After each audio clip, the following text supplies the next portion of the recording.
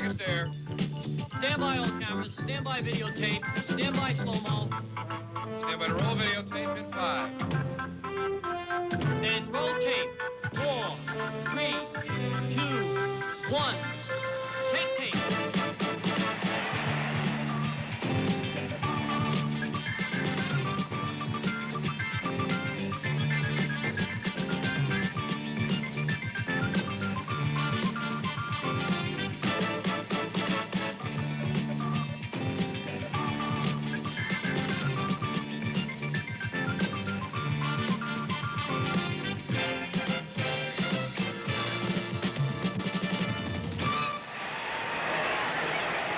From Mile High Stadium in Denver, Colorado, on a beautiful Colorado evening, it's the Oakland Raiders versus the Denver Broncos.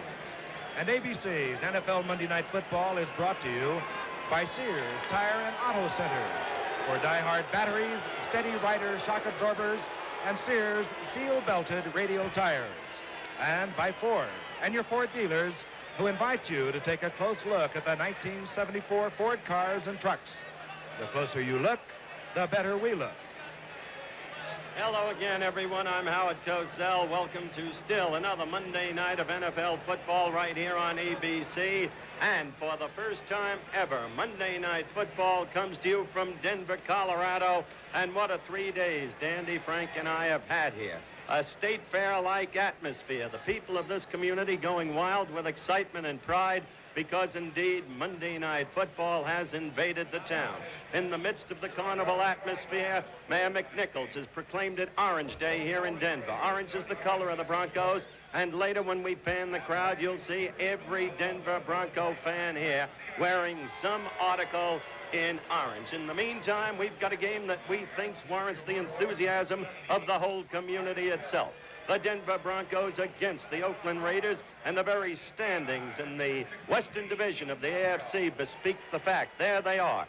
Oakland with a game less in hand than Kansas City, or a game in hand, if you will. Oakland, if it wins tonight, will move out ahead of Kansas City by a half game. But should Denver win and the Broncos have the capacity to win with their new John Ralston-type offense, they and Oakland would be tied just a half game off the pace behind those Kansas City Chiefs. And now, to tell you about the Broncos, the man who's had confetti poured all over his head for the past 3 days, welcomed as he has been to this great Mile High city, Dandy Don Merritt. Thank you a lot, Howard, and hi from Mile High Stadium in the Mile High city of Denver, Colorado. And I'll tell you, that confetti is really nice and out of sight. I really have had fun. Now, I know going into this ball game tonight, the Oakland Raiders are favored. But the way I look at it, if they got a center named Bobby Maples from Mount Vernon, Texas, snapping to a quarterback named Charlie Johnson from Big Spring, Texas, they got a real good shot at it. I don't know much else about them except we're going to have a lot of fun. The folks here in Denver really do love their Broncos. They support them very well, not only tonight, but for the past few years when they haven't been a contender. Now, Frank's going to fill you in on what's really going on in the football world. Talk about Oakland for a while and give you a little bit more about Denver. Frank, would you come in and talk to us for a while? I think I better. All right. These two teams both really pulled it all together last week, and both of them seem to feel that they're on their way to divisional titles, and that holds true for Denver. They're talking about it here in Denver. Denver, with Charlie Johnson at the helm, he threw 4 touchdown passes last week against Houston. No other NFL passer has done that all year. Charlie Johnson, the veteran quarterback for the Denver Broncos. You're going to see a new quarterback. Well, maybe new. He's only been playing a couple of weeks steady for the Oakland Raiders. That's the left-handed Kenny Stabler. He beat the San Diego Chargers rather convincingly last week, and in his 2 starts, he has 2 victories. Should be a football game tonight, one we're going to enjoy, the enthusiasm you cannot believe from here in Denver. We'll be back after this.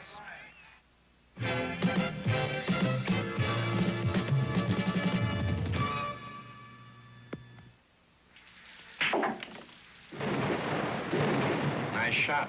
I've made better. Want to play? I came to play Wisconsin skinny. That's me. You a hustler? Nope, salesman. Break.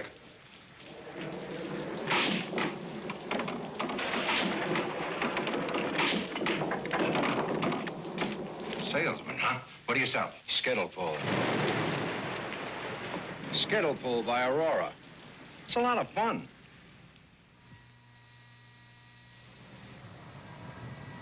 Okay, what do you do now? Everyone who buys a car is looking for quality, but how do you recognize the outside of a well-made car? Hello, I'm Hugh Downs. This is the Ford LTD, and I'm here to pass along some information that will help you find a well-made car. For example, which door seam looks right to you? Well, if you know what to look for, you'll notice that this door doesn't close straight and tight, and this one does. Or which hood fits properly. Again, notice the uneven space here, while this is even and clean.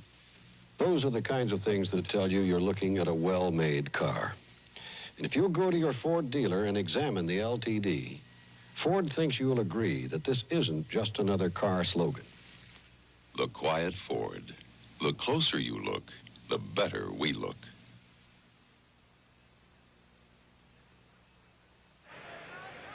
And, of course, it is Veterans Day.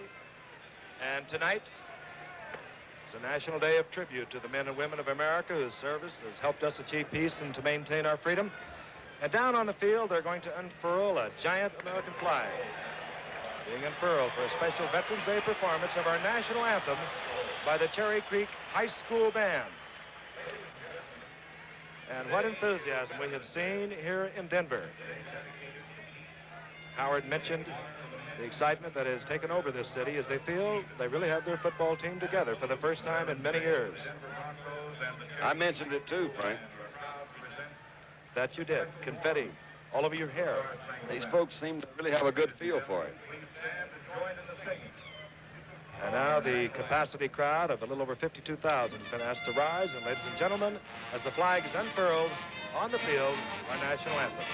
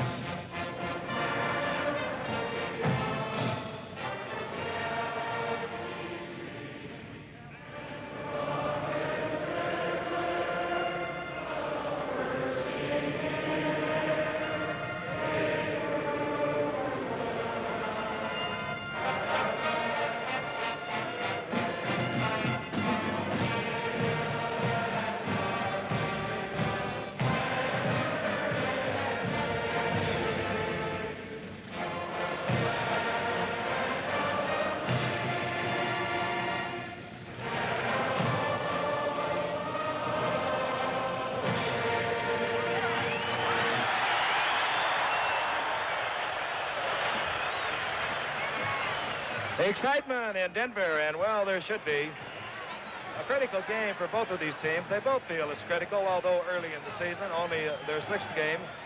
They feel that way because both teams feel that they really put it together last week, as I mentioned earlier. The Raiders with a convincing win behind left-handed quarterback Kenny Stabler from Alabama over San Diego. And Denver with their highest point total since 1962. And here's the man who put it together. And it was just 1 year ago tonight that Charlie Johnson made his first start for the Denver Broncos. And guess who he beat? He beat the Oakland Raiders. And he beat them in Oakland. He threw 2 touchdown passes for 361 yards. Quite a night for Charlie Johnson.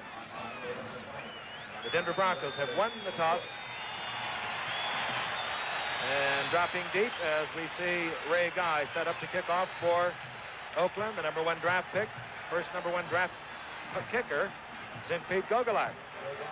And going deep for the Denver Broncos will be number 33, Joe Dawkins, and number 24, Otis Armstrong. Otis Armstrong out of Purdue, a great All-American there. And you can feel the crowd stomping their feet. Dawkins, but out of the end zone. Ray Guy boots it out of the end zone, and Denver will take over. The touchback. They will take over 1st and 10, moving from their own 20. When you kick in this town and in this light air, Frank, that ball really moves. That it does, and we are going to see some really fine kickers tonight, both punting, and we're going to tell you about some records that will be broken. But right now, Charlie Johnson opens at quarterback. His running back, Sir Floyd Little, number 44, and Joe Dawkins, 33. Haven Moses, one wide receiver, out to the left, number 25. Jerry Simmons, 80, the other wide receiver. Now you see them switch positions. The tight end is Riley Odoms, number 88. Here comes Floyd Little, breaking a tackle, and Floyd Little gets out over the 25 to the 27. Tackled there by Jack Tatum. Let us tell you that Floyd Little only needs 39 yards tonight to go over the 5,000-yard mark in his career. He's now in his 7th year, 7 great years out of Syracuse. Let us also tell you that 31, Jack Tatum, who made that tackle, is as good a one-on-one tackler as there is in the National Football League. Gene Washington checks in. His second down along 3. The ball at the 27. Washington split far out to the right. Little gets the call again, and will be stopped short of the first down by about a yard. Good offensive showing by these Denver Broncos, as I mentioned, last week in Houston.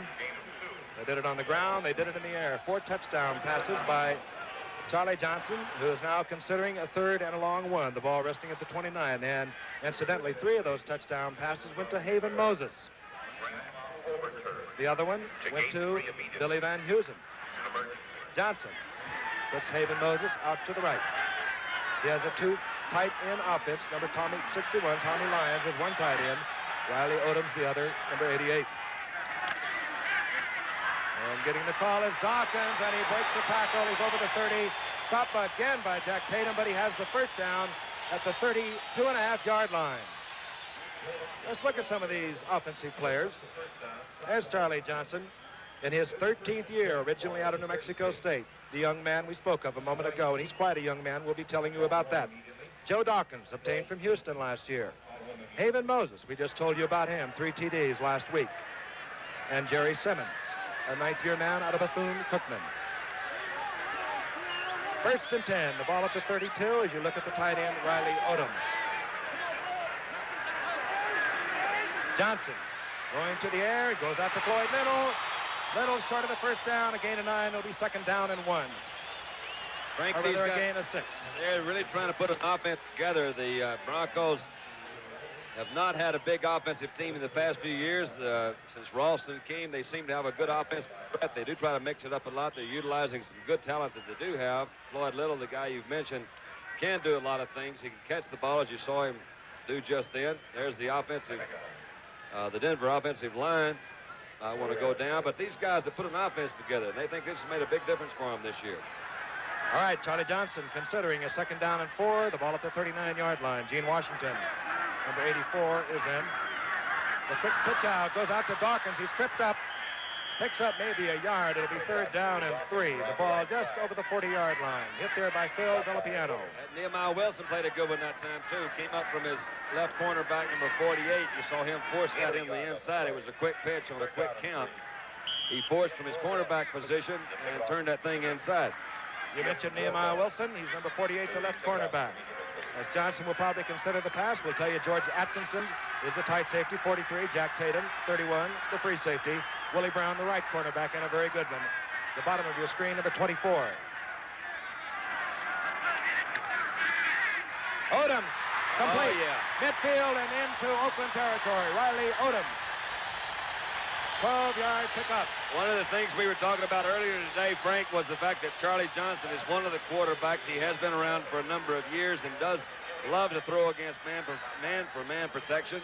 That 3rd down situation, I feel he keyed the middle linebacker. The middle linebacker went to his right. Charlie came to his tight end, who was going to the left, picked up a good first down. Okay, 1st and 10. The ball at the 49-yard line now to the Oakland Raiders. Billy Van Heusen is 1 wide receiver. He's top of your screen. Jerry Simmons is out, and Gene Washington is in. This is Charlie Johnson. He'll automatic a lot. Floyd Little gets the call. He follows the block of Dawkins. He maybe gets a yard. It'll be 2nd down and 9. Defensively for the Oakland Raiders up front, and they're good. 84, Tony Klein is the right defensive end. Art Toms, the right defensive tackle, number 80. Otis Sistrunk is 60. That's not Kung Fu. That's Otis Sistrunk. Bubba Smith, 77. They are tough. The linebacking core, Dan Connors in the middle, a 10-year veteran, number 55. Phil Villapiano, 41. Gerald Irons, 86. Howard Second down and 9. Howard will finish the Otis Sistrunk story, I'm sure, before morning. We'll have the right Sistrunk, too. Otis, not Manny. You Don. started He it plays 2 years for ago, Washington. Howard. I just want the end of that story. Little on the trap play, and a very fine play made there by Tony Klein, as you saw. A gain of about 2. Charlie Johnson will be in a passing condition again. It'll be 3rd down and 7. And it's nice to know Charlie Johnson's comeback with the Denver Broncos. It's nice to know, too, Don, observing him, that he drops back just 5 steps and gets the ball off very quickly, usually the quick outs or the kind of pass he threw to Riley Odoms. Let's see what he does this time, Howard. He is a good quarterback. He had some great years in St. Louis, but not so successful in Houston. Having, again, some good years out here in Denver. Let's see what he does. He's got 2 guys flanked right. It is a quick 5-yard drop. Going to Washington, almost picked off by Willie Brown. Willie Brown is a tough one to throw against. Don't throw it over there, Don. You know the maxim. Keep it away from number 24. They've been repeating that in the National Football League for years. Howard, would you look at that? I saw that. A very, very fine-looking young woman, carefully noted by our director for the evening, Andy Sedaris. Unfortunately, although we love Andy, Chet Forty, our regular director, took quite ill and is in St. Joseph's Hospital here, but nicely recovering. Had a high fever, infection in the bloodstream.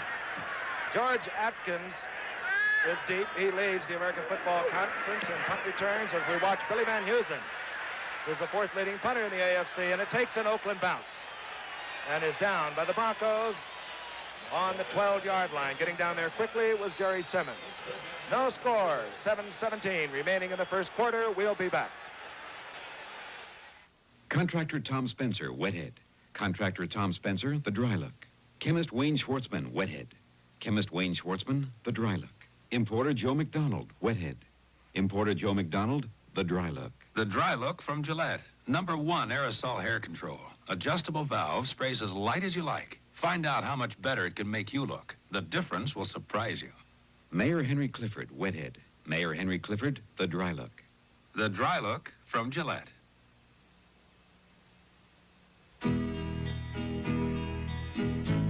Name, Jerry West. occupation, Playing ball. shave, Double edge. Once I learn something, I stay with it. blade. Gillette. What else? Nearly half the guys in this country are double-edged men. Gillette's kind of men. From super stainless to longer-lasting Platinum Plus, Jerry West is just one of them. Gillette, we made the first blade, and we're still the first blade.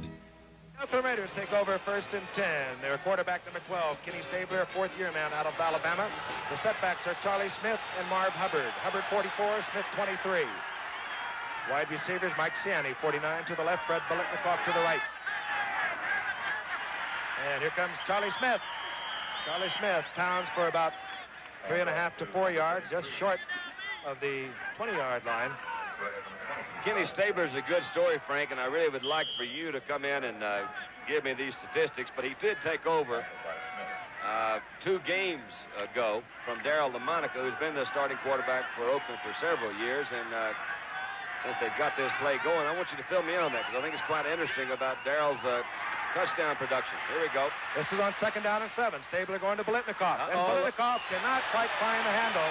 Good defensive work by Randy Montgomery.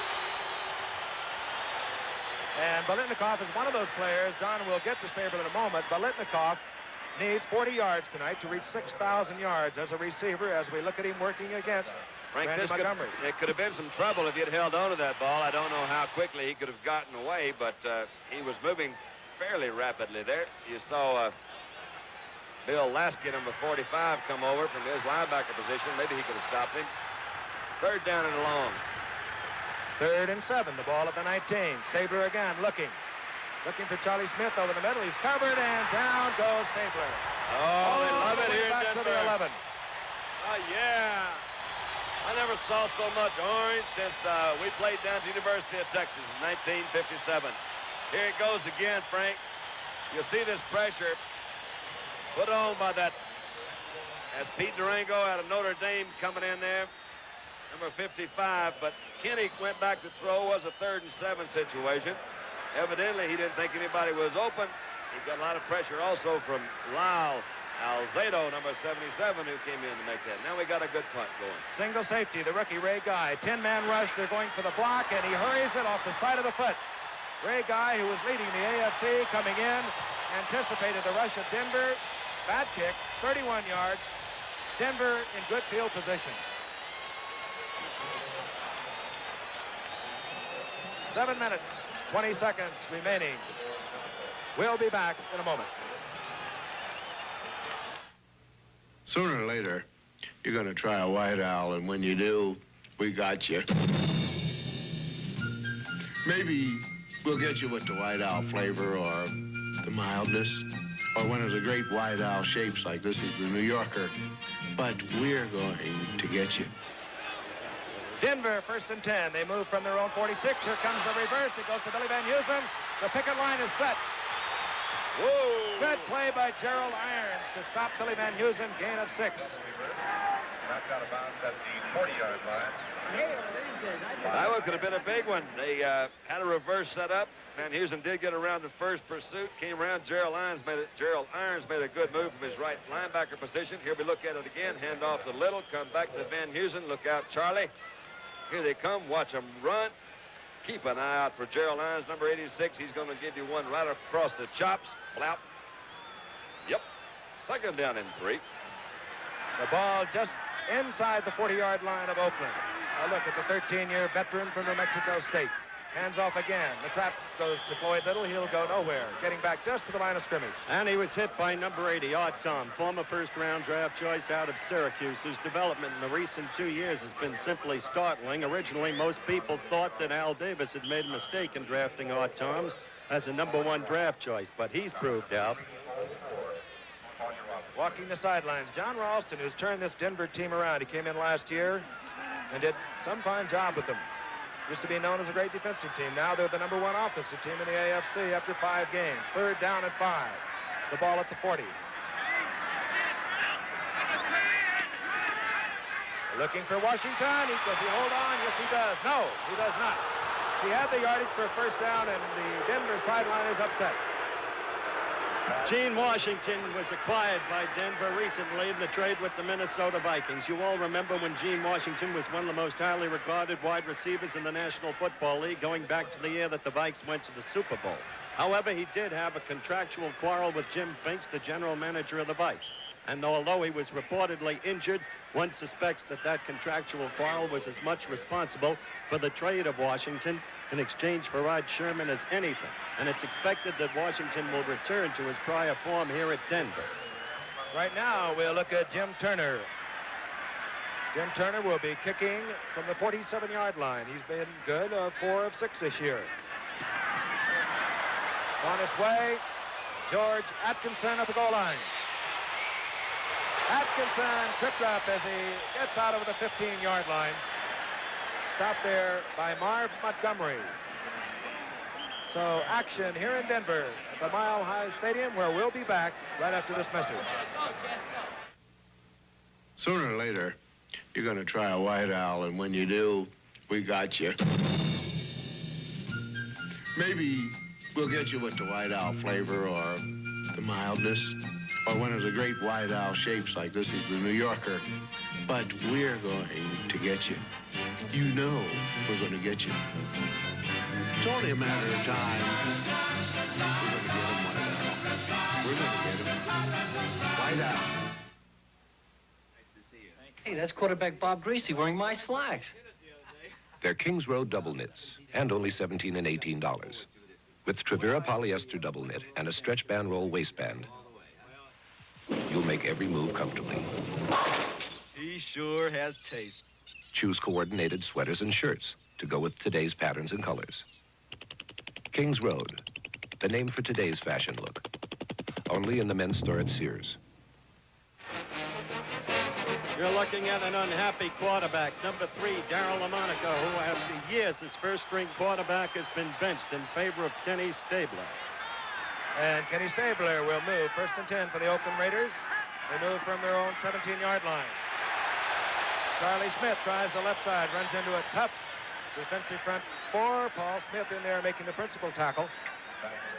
give us an opportunity to tell you this telecast is presented by the authority of the Denver Broncos Football Club. It's intended for the private use of our audience. Any rebroadcast or other use of this telecast without the express written consent of the Denver Broncos and the National Football League is prohibited. We ought to be able to save that disclaimer at the first of the year, Frank, and let it go for the rest of the year. You know what I'm talking about? We'll work on that. All right, on second down and 10, ball on the 17. Ciani out to the left, Biletnikoff to the right. And here comes Charlie Smith. Charlie Smith breaking tackles. He has the yardage for the first down. He's topped by Charlie Greer. And we'll also tell you about some other people. Jim Otto, for instance, Howard, he is really reaching a milestone, the center for the Oakland Raiders tonight. His 188th consecutive game tonight, tying the record held up till now by Forrest Gregg, the old Green Bay Packer great, and that will be true of George Bland also, if old number 16 gets in there, which undoubtedly he will at some point. Forrest Gregg from Sulphur Springs, Texas, 22 miles from Mount Vernon, the hometown of Bobby Maples, who's center for the Denver Broncos. Just thought I'd throw that out. Master of trivia. From the 29 on first and 10, Marv Hubbard goes That was nowhere. good, Howard. That was good. Paul Smith. Frank, we're seeing made something the tackle. that the Broncos have been, I guess, more noted for than their offense, and that's a good defensive showing in the past few years. They haven't had a good offense, as one of you guys pointed out earlier in the telecast, but these guys have been known for pretty good defense. Besides the fact they got really good-looking uniforms, they play good defense, and, man, that's another pretty girl here in Denver. It'll be second down and 9. We'll run down that front four for you in just a moment. They're not really names that are well known throughout the football world, but they're doing a fine job tonight. Stabler, the left-handed passer, looking deep, and he's looking for Ciani, and he's picked up out there by little Calvin Jones. I say little because Calvin Jones, number 26, is 5'7" and 169 pounds. Talking about Denver suddenly becoming an offensive team, it's an interesting contrast between Ralston and Madden. Madden, brought up in the professional ranks as an assistant coach and so on, has now turned Oakland, like many other National Football League teams, into the conservative, basically ground game approach. Grind it out and kick the field goal. Ralston, on the other hand, did two things quickly when he took over. He got Charlie Johnson and Haven Moses and gave his attack balance and versatility. All right, the Oakland Raiders would like to have the ball turned over or changed. Pete Banaszak is checked in, and Kenny Stabler can't expect the pass rush on a third down and 9 from his 30. We'll tell you about that front four. The Denver Broncos, Barney Chavis, 79, the left defensive end, Paul Smith, the left defensive tackle, number 70, Pete Duranko, 55, Lyle Alzado, number 77, the right defensive end. On third down and 9, looking for Biletnikoff, checks off, goes out to 21, Cliff Branch. And Branch, on a good catch, gets into Denver territory. He's at the 44, 26-yard gain. They know about Cliff Branch around here. He's out of Colorado, and this youngster is some kick runner and is now beginning to come into his own as a wide receiver. He is a speedster. You just see it again there. It was a fairly simple sideline, but Howard is right. He is a local favorite, and I'm sure many of these fans will have somewhat mixed emotions about Cliff Branch because he was a favorite in this area for several years. But now he's wearing a different colored jersey. First and 10 for Oakland. They're at the 44 of Denver. Marv Hubbard. Hubbard will get 6. Call it 5. It'll be second down. Well, we'll give him 6. It'll be second down and 4. We don't want to labor the point that Denver's become an offensive team, but it is true that they used to be renowned for their front four defensively when Rich Jackson used to be here and was healthy before he had the knee problem. Now, with a basically young defensive front four, apart from Duranko, look at them holding hands there. What he likes to do, Ralston, is the kind of thing Oakland used to do. He likes to show a different front in that defensive line with almost every play. More on that later. On a second down, a long 3. The ball goes to Charlie Smith. Big hole, and he gets the first down. He's at the 30. Good quickness by Smith as he made his break after he got the ball right through the middle. It was a fairly simple off-guard play, but he did make a good move in the middle. You see his statistics there for the year. You know, Don and Howard, this is just what Ralston was afraid Oakland was going to do, and that is nickel and dime them to death. Grind it out. 5 yards, 6 yards. And he's worried because his own defensive unit, the Broncos, are 10th in a 13-team conference against the rush. Oakland is number 1 against the rush, aren't they? That they are. First and 10, the ball at the 30. 3:36 remaining in the first quarter. No score. This is Marv Hubbard, and he goes into the arms of Pete Doranko. Now, did you see the line that Ralston had the mass on that play done with Ray May, 56, the recently acquired linebacker, and a very good one, I might add, from Baltimore, right up on the line of scrimmage at the end? Howard, I honestly didn't see it, but evidently something worked there that time because it did stop him for no game. You saw Hubbard really, when he got the ball, he knew there was no place to go. Ray May is really a very interesting character. I'd like to get into his personality as the game goes on. He's a man of genuine quality as far as I'm concerned. Right now it's 2nd down and 10. The ball at the 30. Stabler looking for Biletnikoff. He can run. Looking for the first down mark. He gets it. 10-yard pickup. It'll be 1st and 10 for Oakland at the 20. He can sure run. Pittsburgh Steelers fans will remember that incredible playoff game of a year ago when Stabler, with that running ability, suddenly put Oakland ahead until the remarkable play at the very end of the game in which a tip pass was picked off by Franco Harris. I'm always amused somewhat when I see these different accounts in the newspapers and on actually television too about. There were several articles this week about how the Denver team respected Stabler because of his ability to run. But for years, coaches throughout the National Football League said, we don't want a running quarterback. Now, all of a sudden, the trend has changed. They need one. 28 is Clarence Davis. He coughs it up. Look at there. And Bill Thompson. Bill Thompson. Billy Thompson. Oh, I love that here.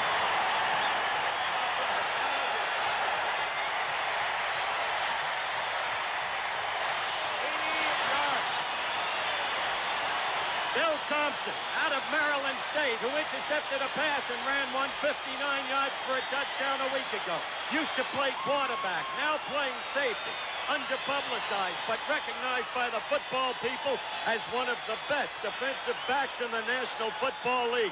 There was a day back in '68 when he put a total horse collar on George Sauer Jr. At that time, Sauer told me there was none better in the then American Football League. He's around the ball. It's also interesting, Howard, that Bill Thompson is the guy who's probably been the most outspoken of the Denver Broncos this past week in saying we're going to have a good game on Monday Night Football. He says, I want on national television. I want people to understand we play good football here in Denver. Flag goes down. Oakland offsides, conversion good. Denver has struck suddenly here in Mile High City. Here's the young man that took the fumble by Clarence Davis with 80 yards. Here it is again, Frank. Let's look at it. Number 36. It just popped out. And as you say, that bounce went right to him. He didn't have to do a thing but sit there and pick it up. Kenny Stabler, number 12, never was known as a speedster. Nobody's catching Thompson. There he goes, 36. And you heard the excitement as we look again at Bill Thompson. We'll be back after this. You think the Mona Lisa had a beautiful smile? Wait till you see this boy turn on the charm. You see, these days I need all the friends I can get.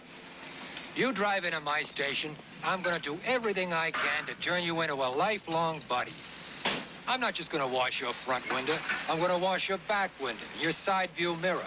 I'm going to take a look at your tires, batteries, oil, and look over that car of yours like you'll think I'm getting ready to buy it. That isn't all. If you got a Sunoco credit card, you get special deals from Sunoco on just about everything I sell here. Now listen, it's not because I'm such a great guy, but I got a wife, 2 boys in college, and a mortgage the size of Mount Rushmore. I can be very friendly.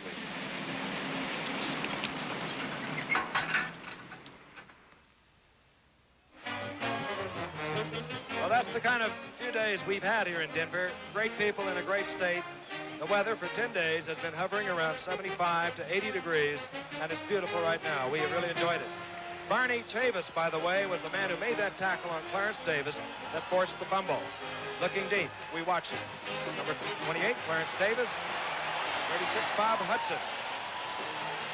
Coming out is Clarence Davis, leading the AFC in kickoff returns. He's tripped up at the 19. He goes down over the 20. Betty Epson, Peter Graves, and Raymond Massey star in The President's Plane is Missing, a special 2-hour motion picture produced for the Tuesday Movie of the Week, tomorrow night at 8, 7 Central, right here, of course, on ABC. You mentioned Chavis made the tackle, Frank. A high draft choice, number 2 from South Carolina State. Denver expects great things of him.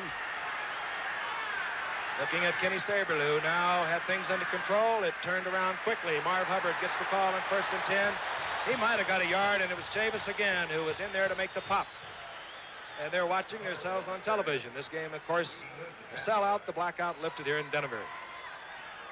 Traveling around, I meet a lot of folks that try to pin me down with the difference between pro ball and college ball. They say we don't feel the enthusiasm in pro ball that you do in a college game. It appears to me in a brief stay here in Denver that these Denver fans and teammates have combined the best of both worlds. They seem to have a great enthusiasm, and they're playing good football. On 2nd and 10, flooding backs both ways, and he just does get it off to Blitnikoff. Does Stabler. Blitnikoff has the first down. He's out of bounds at the 31. Randy Montgomery and Bill Thompson forcing Blitnikoff out of bounds. He's now gained 15 yards. We told you he needed 40. He needs 25 more to go over 6,000. Look again, Randy Montgomery covering. Nothing really magic about that route. You saw him just go down there. They were giving him a little bit too much room. We'll take another look at it. He's throwing back in there again. They're putting some pretty good pressure back there. That was Chavis again. And Alzado, 77.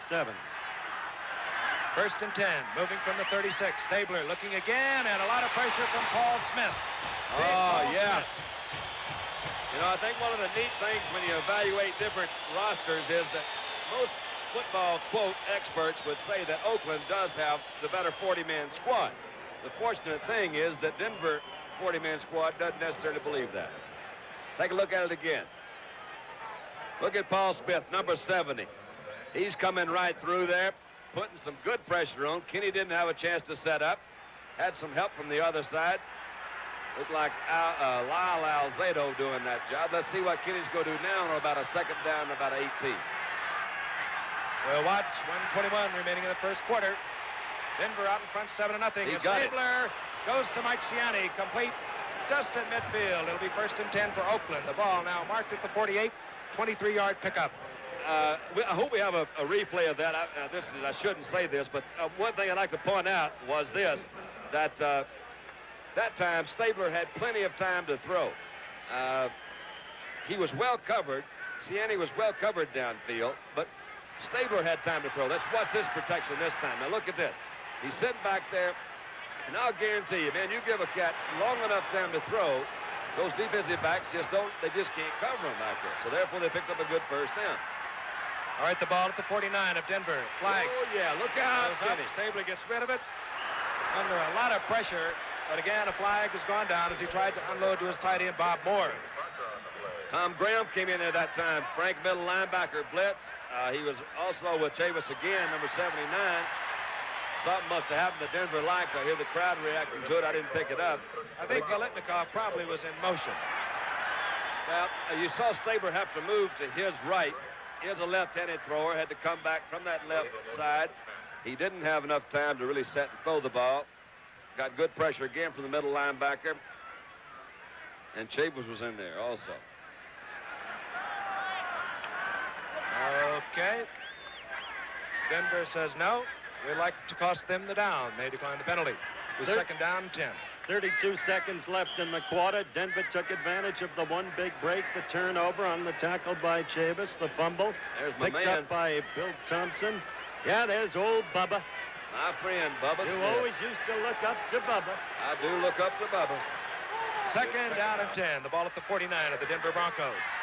John Bella has replaced Bob Brown, the all-pro tackle for Oakland at right tackle. Brown was starting this game hurt. Flags fly again. And Stabler is dumped by Lyle Alzado. I think, again, yes, they induced it. And as we wait for this penalty to be faced off, so far, Otis Siskon, earlier alluded to as not kung fu by Frank Gifford, as he was setting the respective lineups at the top of the game. But in the meantime, thus far you've observed the Denver front four playing extremely good football. We've talked about young Chavis. Probably football people would call Lyle Alzado, the fourth-year man from Little Yankton College, the best man in that line. But Paul Smith has been a quality player now and ready to assume his rightful role for a number of years, and it appears he's doing it this year. Illegal procedure, 2nd down and 15. And here comes Charlie Smith with a big hole, and good running by Charlie Smith. He's close to the first down to about the 39-yard line, 15-yard pickup. Good offensive call, Frank. A quick trap up the middle. It was 2nd down, long yardage. Smith made a good move. I'm not for sure the defensive back was. It could have been the left safety, Bill Thompson, but he did make a good move. They broke clean through the line, and it's either a first down or very close to it, which will make a 3rd down and short or a first down. Probably a 3rd down and short. But that's kind of neat. You see, they had pretty good field position anyway. And it is a first down, I believe, isn't it? Nope. They just missed it. It'll be 3rd down, and as you said, short. As I said, it was 3rd down and short. Yeah, one of those two. You know, we have a very astute producer, Don Oldmeyer. He keeps asking me, why is the Denver Bronco defensive team holding hands? I don't know. I have never seen a football team do this. Apparently, it's something that they feel is a togetherness. There they are. Well, it could be that, or it is terribly lonely out there. And tonight they do have about 40 million people watching them. That's the first time. I'd hold hands if anybody would hold hands with me. All right, you saw how much Oakland needs for the first down. They trail 7-0. Stabler will take it on his own. He gets it. Whenever you're in trouble, give it to your power runner, Frank. And Stabler gets the first down as the gun is sounded here at Mile High Stadium in Denver. It's at least a mile high. And again, on the strength of an 80-yard fumble returned by Bill Thompson, Denver is out in front, 7-0.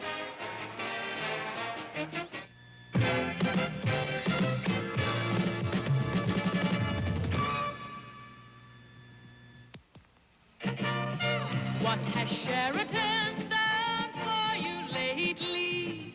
Sheraton has added on hundreds of new rooms for you.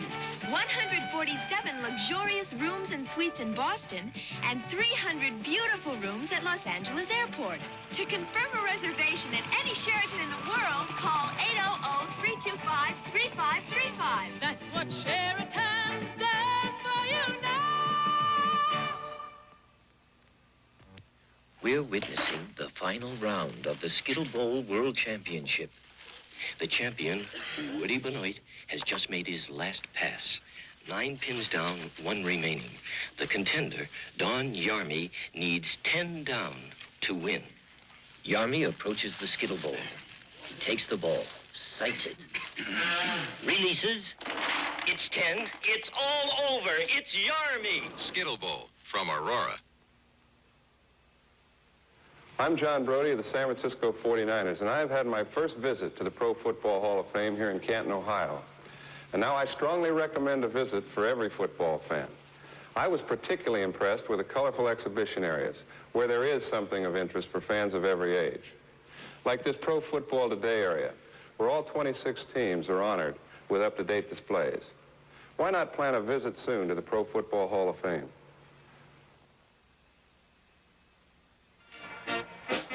The preceding announcement was brought to you as a public service by the National Football League. Yahoo-wah. Pretty girls here in Denver. I guess they're pretty all over. Pardon me?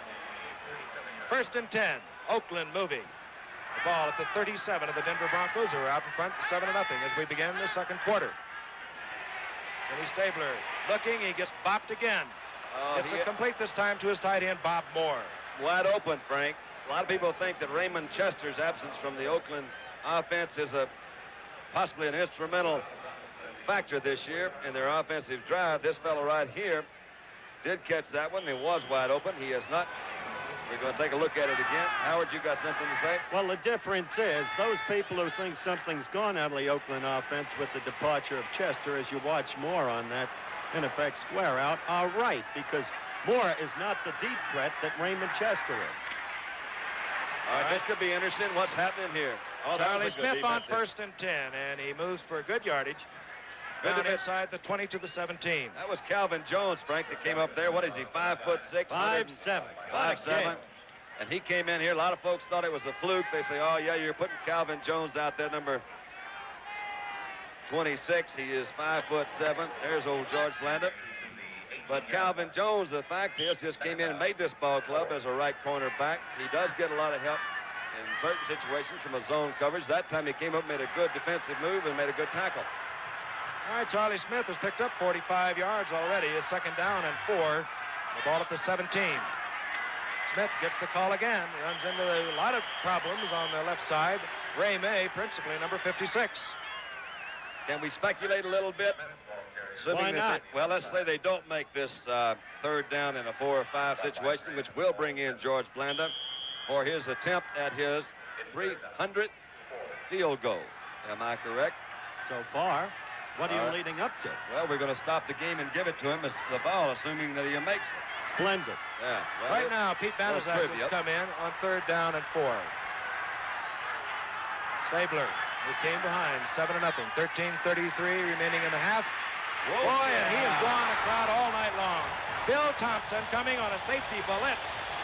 Bill Thompson, who was beaten a moment ago by Bob Moore early in the game at 80 yards for a touchdown, has just nailed Stabler all the way back.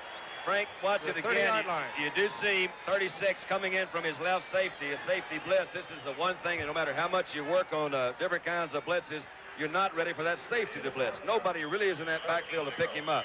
Remember sorry, John, remember that skinny Philadelphia Eagle who almost took Kittle's head off when you were playing, Frank? No, I can't. Ken Was it Burrows. the blade? The blade. Okay, Blanda looking for his 300th career field goal. He's 11 of 13 this year. There it is. He's got it. George Blanda. What can you say about this man? 46 years old. They're going to hold up and give him the football. And you know what he's going to do with that football, Don? No. I'll tell you. George Blanda, who is 46 years of age and who is a remarkable person, as I think every sports fan in the country knows, going to take that football home and give it to his mother, Mary, who is 77 years old today. That's really nice. George Blanda, who's done a lot more in kick during his career. He has piled up over 1,700 points as a kicker, but he was a fine quarterback in his day. Very special man. If they had to play him, Frank. Who knows? He could come off the bench as he did a couple of years ago, as he did right here in Denver, and pull a game out of the fire that Denver thought they had won.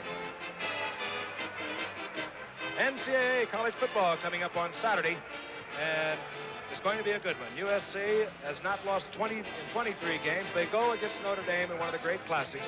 Notre Dame led by Tom Clemens, Art Best, and Dave Casper. USC by their quarterback Pat Hayden, and of course Anthony Davis, who, what a game he had last year. Right now, Guy is kicking deep. And Joe Dawkins can't find the handle. He bobbles it. He goes out of bounds at the 2-yard line. That's not a good move. Whoa. Watch again. Dawkins loses it, I believe, at just about the 2-yard mark. You got to know where you are, Frank. I would have said one of the two things. Of course, I wasn't down there, so it's easy for me to say this, but either let it go into that end zone, don't fumble it. That's pretty easy to say. That's going to put them in a hole right there. Let's see how this number 1 defense against the run does down here when they've got Denver backed up on about the 3 or 4 yard line. This could be a real big thing for the Oakland Raiders if they can keep Denver in the hole. 13:04 remaining in a half. Denver out in front, 7-3. Lloyd Little, 44. Dawkins, 33. The 2 setbacks. And getting the call is Dawkins. Flag goes down. Rather, Floyd Little getting the call down there. A flag is down at the line of scrimmage. Now, we're getting some help. Oakland, offsides. Mike Current was afraid we wouldn't get that. He let us know that it was an offsides against Oakland, which was a good break for the Broncos. Gives them a little bit more room to work in. You notice, Don, they've got the signs up here. You gotta believe the new maxim. It didn't work ultimately for the Mets, but maybe it'll work for the Broncos. You still got to believe in something. And that's getting harder and harder to do, incidentally.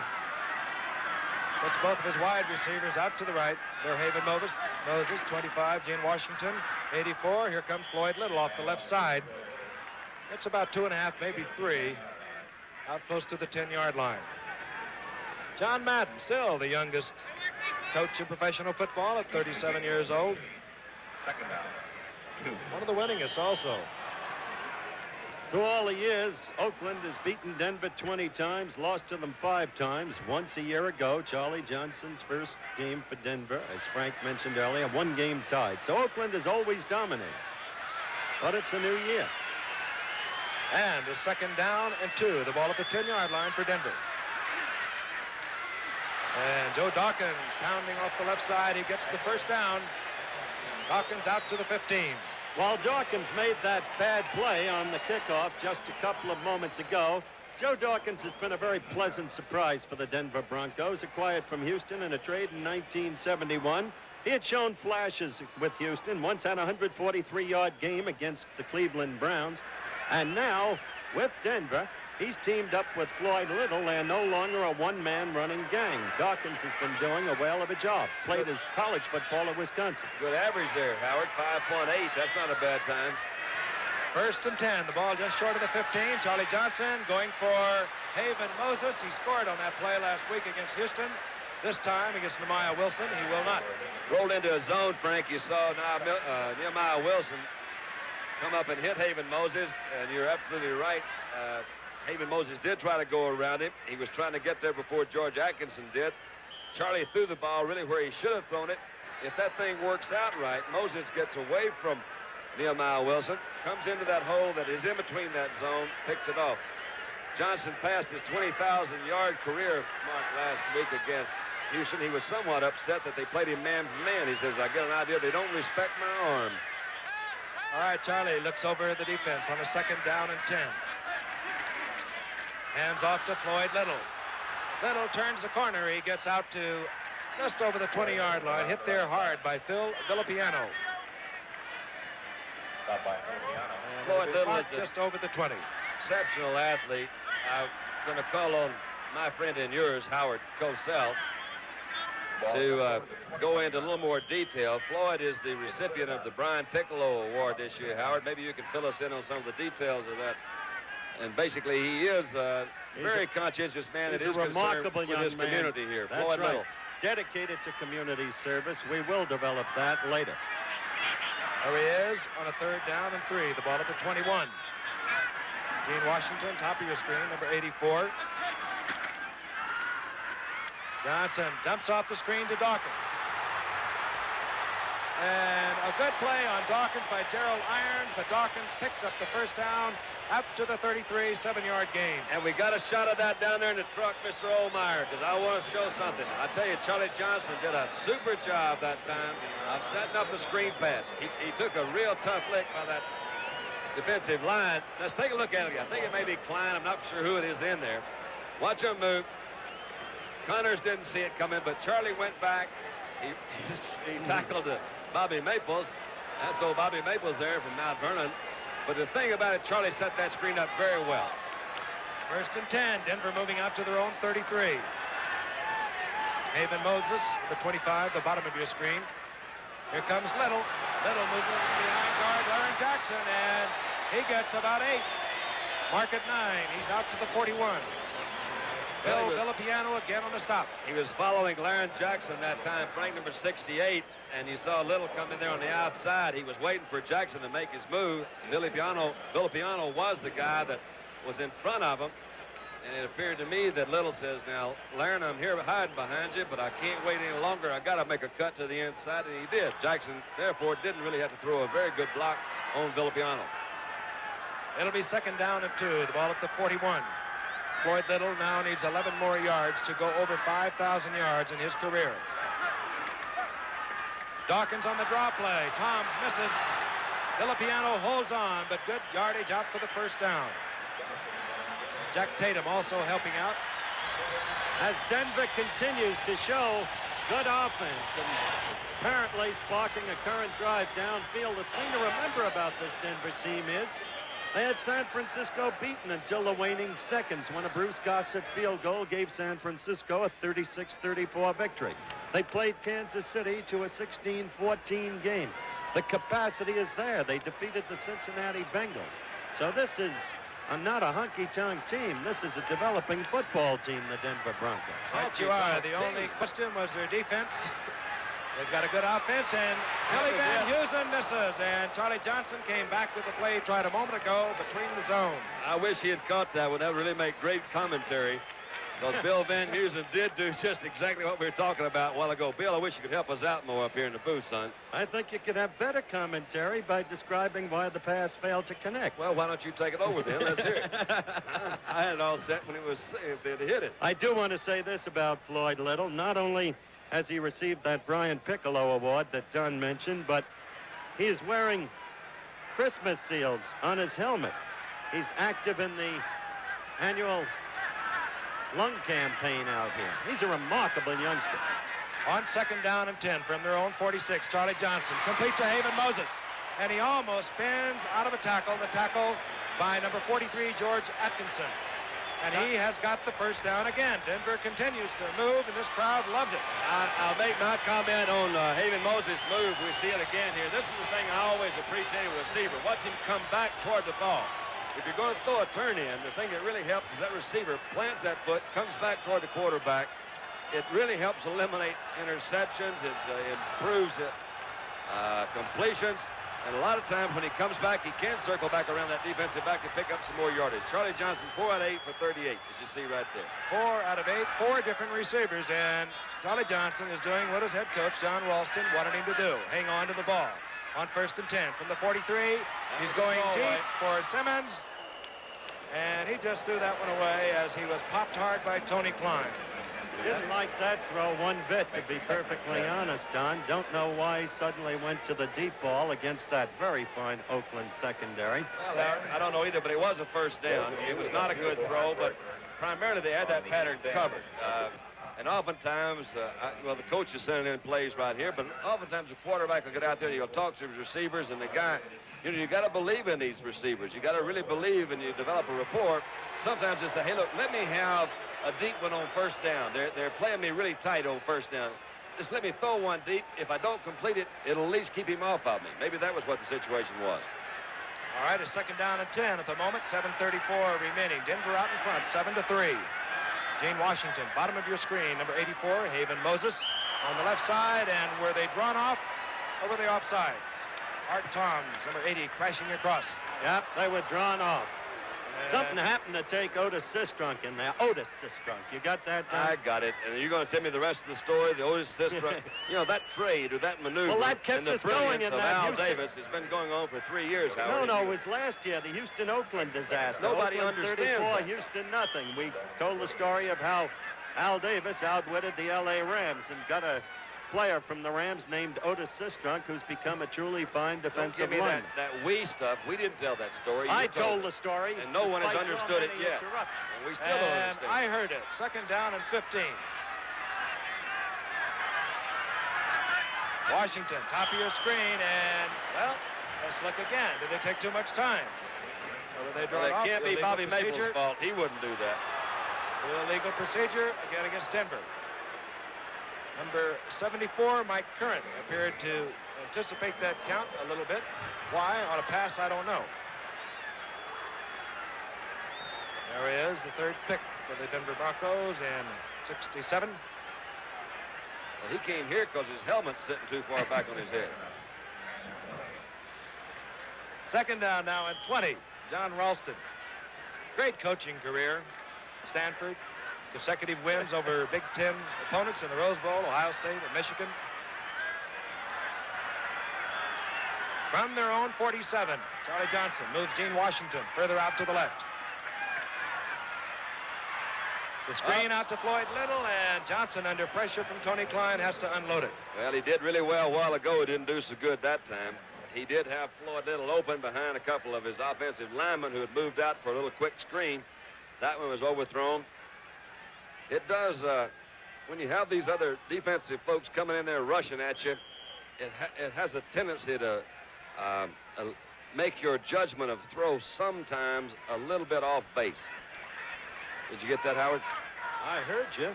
Didn't understand that either, did you? Not altogether sure about your degree of cogency tonight. Let me try. I'll try it again in a minute. Third down and 20. The ball just short of the 47 for Denver. Moses out to the right. Oakland with the pressure on, and over the middle, it's complete to Floyd Little. far short of the first down. He'll be at the 45 of Oakland. Tony Klein again pressuring Charlie Johnson. And trotting onto the field is Jim Turner, a pal of yours, I know, Howard.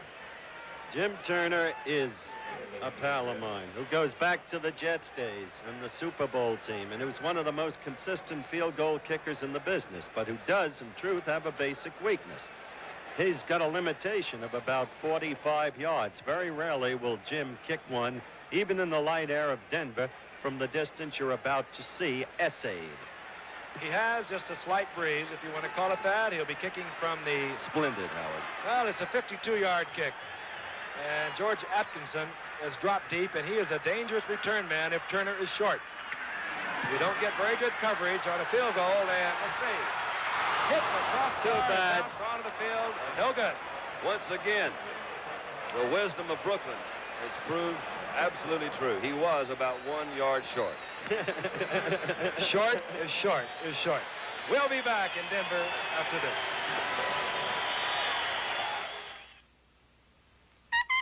The Dalton Trail in the dead of winter. On this road, you better ride the right kind of snow tire. One slip can leave you buried in a 10-foot snowbank, hours from help. We're driving the treacherous Dalton Trail on Sears steel-belted radial snow tires. Tires made to handle the steep climbs and slippery curves. And when you've got to stop, that's when you really appreciate this tire. The way it digs into deep snow, you can feel it work, feel the positive traction. It's the best performing snow tire we've ever offered. From the radial design and 2 tough steel belts to a unique multi-angled tread pattern with more than 2,000 gripping edges. For full tread width traction when winter's at its worst. The Sears steel-belted radial snow tire. Try it on your own Dalton Trail. Radial design, 2 steel belts, and a deep biting tread. The Sears steel-belted radial snow tire. Only at Sears. This program is being brought to you as a special exclusive of ABC Sports. Right now, let's pause 5 seconds to allow our local stations to identify themselves. Good idea. The Raiders take over 1st and 10 from their own 20. Stabler looking for a receiver under pressure, and Ciani is all alone. Oh, Somebody wow. fell down. I believe Calvin Jones fell down. 80-yard touchdown. Well, that's not fooling around about it, I'll guarantee you that. He was 15, 20 yards behind him. Little Calvin Jones, I believe, slipped and fell at midfield. Slips don't count. Here's Mike Ciani as he comes off. You've got number 21, that's Randy Montgomery that goes with him in the beginning. That's the guy that fell, but he was behind him going in. There's nobody back here in the middle. Well thrown ball, didn't break stride. And now, you got the Oakland Raiders out in front. Son of a gun. 2 80-yard touchdowns here in Denver tonight. Bill Thompson's fumble return for 80 yards, and Ciani has just gone 80 yards as George Blanda comes on to attempt his 81st consecutive point-after conversion. And George Blanda makes it good. So suddenly, Oakland has taken the lead from Denver. They lead 10-7, 6:18 remaining in the first half. We'll be back. Sometimes your future may be captured in a single moment, in the present. Sun is shining, things are growing, things are going well with you and me. Future plan together, ritual life together, and things look bright as they can be.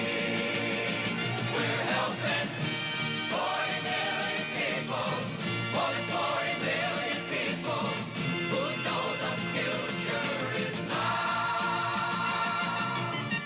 At Metropolitan Life, we help to plan your future because the future is now. So join the 40 million people, more than 40 million people. Metropolitan Life, where the future is now. Well, they've had a lot of fun with us here in Denver. We've had a lot of fun with them. 16, 17.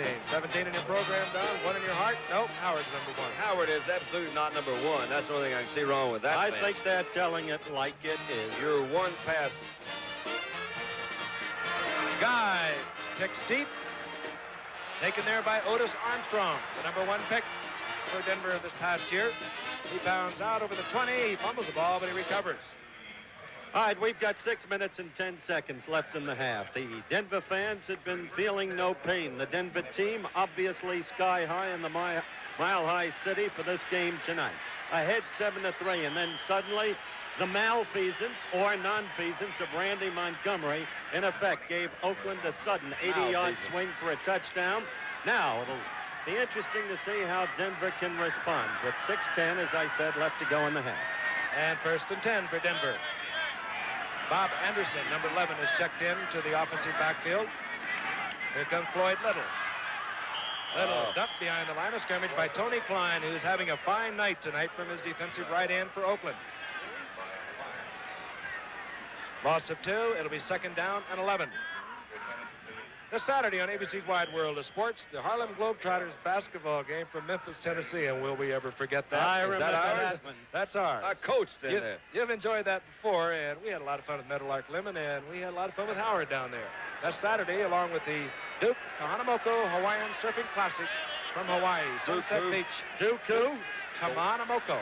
Yeah, I remember him, too. He was with Meadowlark Lemon. On 2nd and 12. Little tried to move to the outside, and he's nailed there as Oakland begins to stiffen. It was Tony Klein again. That expression of that lovely young lady whom Andy Sedaris from Southern Methodist University, our fill-in director tonight, has picked up, pretty well tells the story. Charlie Johnson cannot run that way. He's got to put that ball in the air a little bit. Let's put it up and see what happens, Charlie. On a 3rd down and 11, I'm sure we'll see just that. Simmons comes in, moves out to the left. Out to the right goes Haven Moses. The tight end is Riley Odoms. Johnson checking off the line of scrimmage. There it is. Beautiful spot. He finds Haven Moses right in that zone, and Don, you'll have some fun with this one. Yeah, That's right. Frank, that really was fun. You saw Dawkins come out, number 33. They were flooding the zone. But the neat thing was that Haven Moses just moved right in around Nehemiah Wilson. We'll take a look at it again.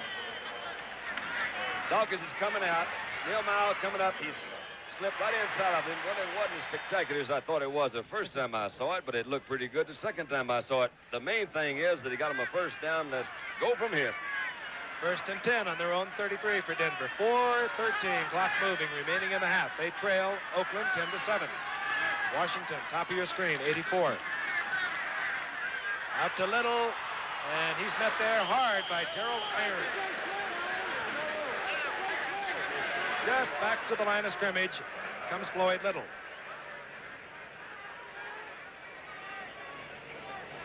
Gerald Irons has made several good plays tonight. Let's watch him again from the right linebacker position. I guess he's the newest member of that linebacker corps. He's covered a lot of ground out there tonight. He's an excellent one-on-one tackler. Oakland has many of those. We talked about Tatum earlier. The same is true of Art Tom, and the same is true of Tony Klein, who, as Frank said, has been having an extremely good evening. All right, on 2nd down. Clock moving, 3:23. 2nd down, a long 9. Johnson having to get rid of it quickly, and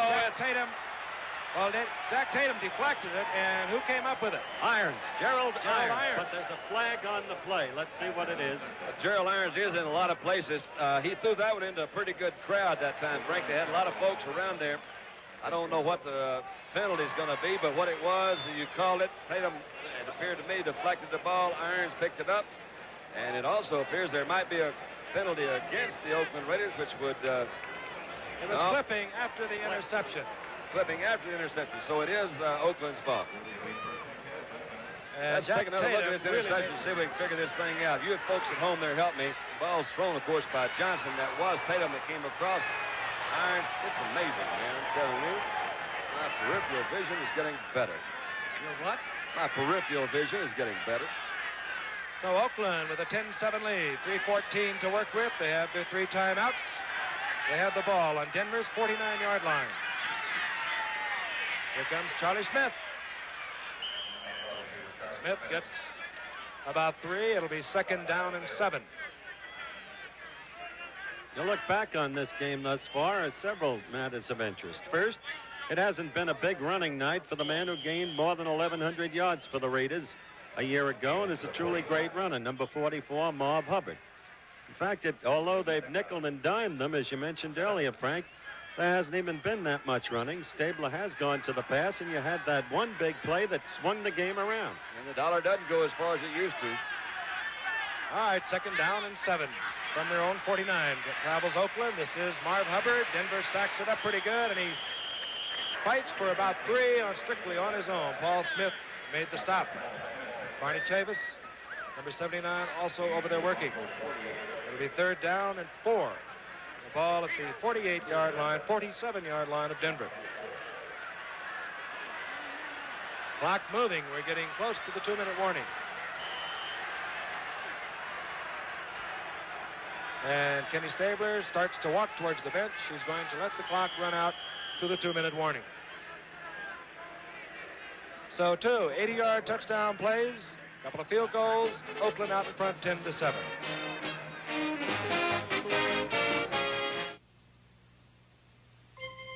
Whatever you'd expect in a $28.95 car, we think you'll agree Mustang 2 gives you more. Jewel-like styling and detailing, a thrifty 4-cylinder engine, front disc brakes, rack and pinion steering, a wood-tone panel with real instruments, even a tachometer, a 4-speed, not 3-speed transmission, a truly elegant, luxurious interior, all standard in the base model Mustang 2. Sticker priced at $28.95, excluding dealer prep, destination charges, title, and taxes. Of course, if you want to design your own version of this little luxury car, we've got countless options. This particular car shows just a few of them. The all-new Mustang 2, almost 19 inches smaller than last year's Mustang, even smaller than the original one.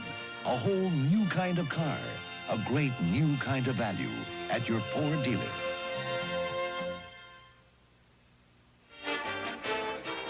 With 2 minutes remaining in the half from here in Denver, the Oakland Raiders lead the Denver Broncos 10-7.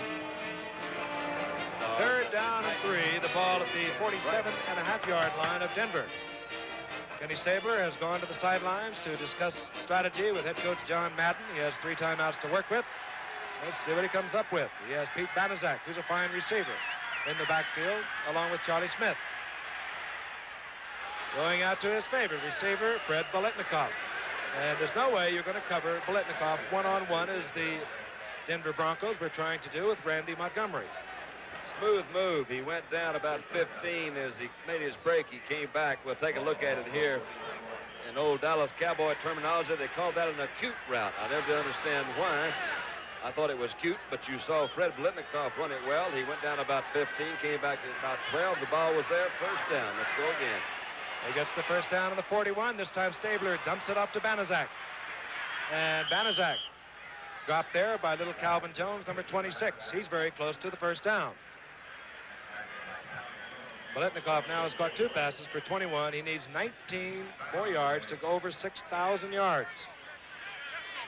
Stabler is using his ball club very well. He's got his team now in good, solid field goal position. Got 1:14 left. We've got the measurement right now for the 1st down. Number 40, Pete Banaszak, who just caught that pass, has been around for a lot of years. Characterized most often as a journeyman ball player, he's nonetheless the kind of fellow who can get you the yardage you need when you need it. Never spectacular, but solidly efficient, and makes very few, if any, mistakes. How about that one? They got that one very close to being right. If I've ever seen a mile-high mouth, wonder who they're talking about, Frank? No, they're talking about the old Dan DeRoe. No. Bitten by bitterness and envy, Meredith. Well, while they talk over strategy, let me tell you, too, gentlemen, that singing star John Denver, who makes his home in nearby Aspen, Colorado, where they got a little piece of my right leg last Christmas. John Denver makes his dramatic acting debut as a young man accused of a mercy killing on Owen Marshall, Counselor at Law, Wednesday night at 10, 9 Central here on ABC. Did you ever get your fibula back, Frank? How about that? Singing, he's singing Rocky Mountain High. That ain't no bad place. You saw how much for the 1st down. It'll be 2nd down. Cliff Francis come in now as one wide receiver. 1 minute and 14 seconds remain in the half. Oakland ahead, 10-7. They scored on an 80-yard touchdown pass, Mike Ciani from Kim Stabler. Earlier, Bill Thompson, the safety man for Denver, went 80 yards with a Clarence Davis fumble. George Blanda kicked a 35-yard field goal. His 300th of his career. That's our scoring. Oakland 10, Denver 7. They got a zone over there on that side. Let's see what happens to it. He wants Paletnikov, and he's covered well. Oh, yeah, but look at him. Look what he did. Frank. That's what he did a while ago. Just what you were talking about, coming back to the passer. He had a three-man zone with that safety, left cornerback. Both safeties actually come into that left side. Actually, the offense is going to be right side. But Paletnikov goes down. We'll take a look at it again. Taylor got a little pressure that time, but he did have good protection. Enough time to throw. Paletnikov moves in, moves back into position. Really important for a receiver to come back for that ball. And he's gone over 6,000 yards. There he goes right there. Now going for his tight end, Bob Moore, incomplete. Out of the end zone. Charlie Greer covering for Denver. Did you notice on the play you just called on the replay? Let's take a look at Bobby Moore. Out of Stanford, going out on this play. Beating number 20. But you'll see him move deep into that end zone corner. And you'll see the feet come down. See that? Proper call. For once, Dandy can't criticize the officials. I don't criticize the officials for Howard. I just try to help them. Of course, in professional football, both of those feet have to come down inbounds unless you're hit by a defender. We told you we didn't quite have time to elaborate on it, but Fred Paletnikov has gone over 6,000 yards in his career. 6,003. Here's Stabler on second down. Out of pressure, and getting in there is Lyle Alzado. Fourth time now, Stabler has been nailed. Give that secondary credit that time, Frank, because they had his guys covered downfield. He had good enough protection or time enough to throw. You can't fault his offensive line. Lyle Alzado is the guy that gets in there, but Kenny just couldn't find anybody open. Lyle Alzado is the kind of guy who gets in there. I suggested earlier he is the best player on that Denver defensive line. And you know, of course, where Lyle Alzado originates from. No, I don't, Howard. Brooklyn, New York. No, I didn't know that. Bobby Maples is from Mount Vernon. Oakland with one timeout. We'll be back.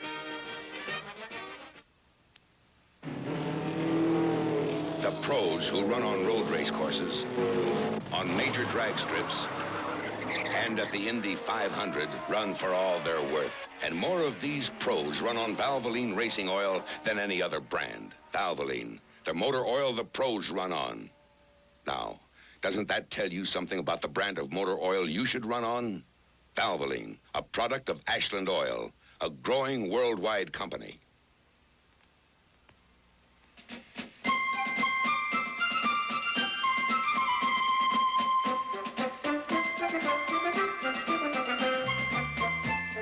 House of Windsor invites you to try a better 15-cent cigar.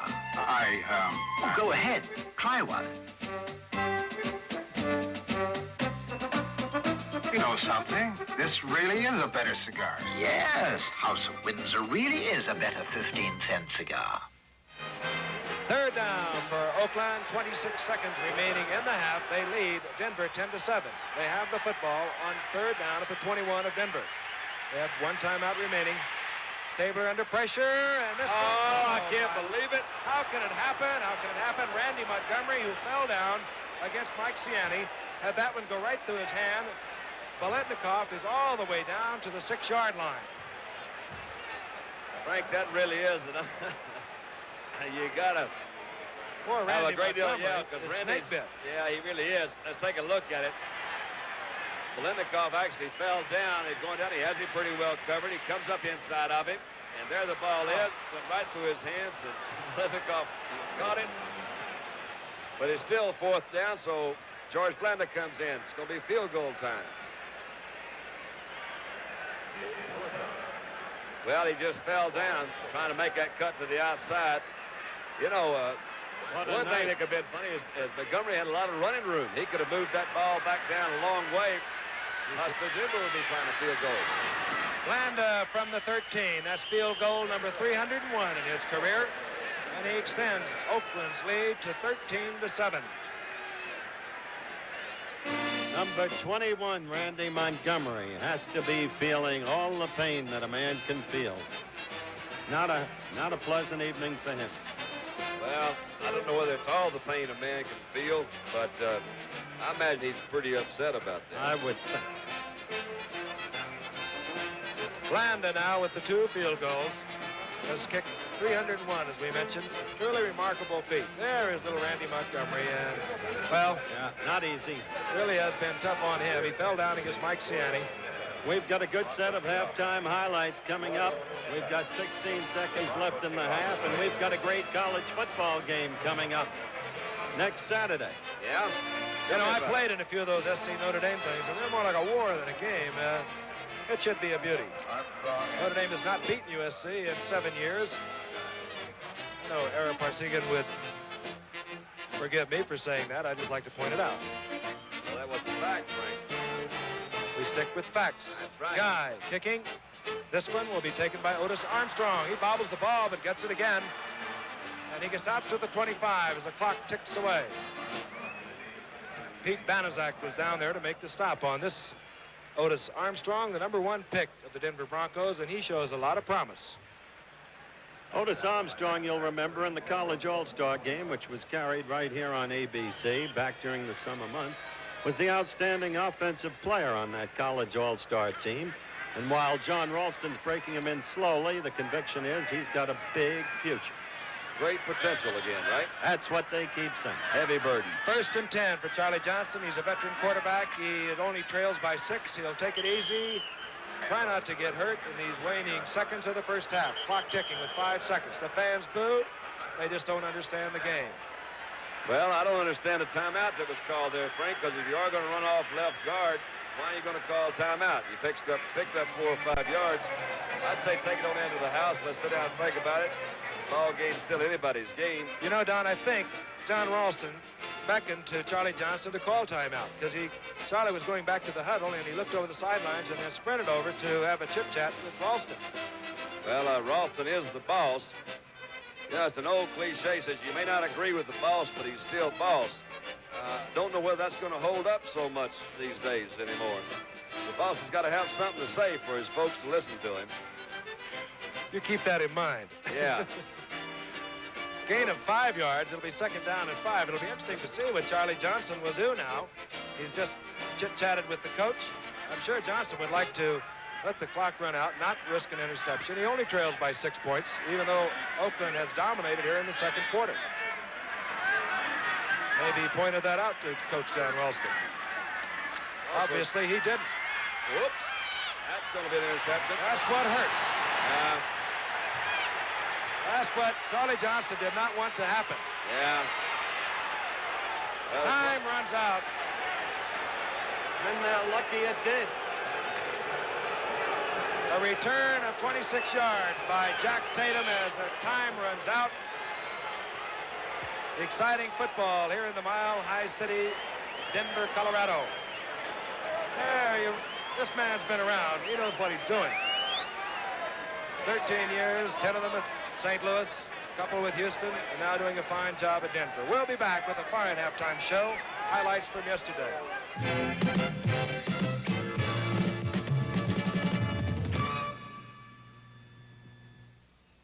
Oh, please, Dad. Okay, Billy. We'll make it an early birthday present. Oh, boy, thanks, Dad. How much is it? $64.25. A little short.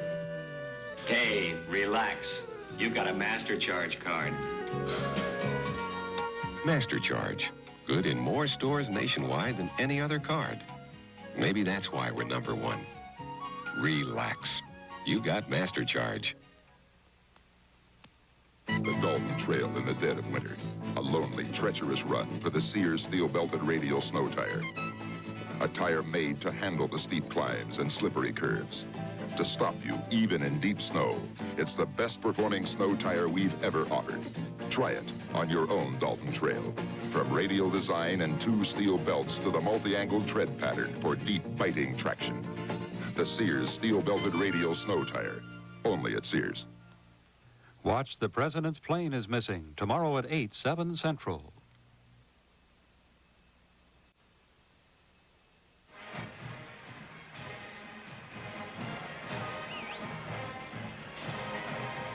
We're back live at Mile High Stadium in Denver, Colorado. Halftime, the Oakland Raiders with 13 points in the second quarter, leading the Denver Broncos in another crisp NFL game, 13-7.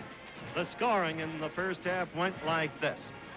Bill Thompson, number 36 of the Denver Broncos, picked off an Oakland fumble and went 80 yards for a touchdown for Denver. It came out of nowhere. Now watch the play. A savage tackle by Barney Chavis caused the fumble by Clarence Davis. Thompson, a very good defensive back who's usually around the ball, picked it off and went down, unhampered for the score. So Denver led it 7-0. Then in the second quarter, George Blanda kicked his 300th career field goal, 35 yards. That made it 7-3.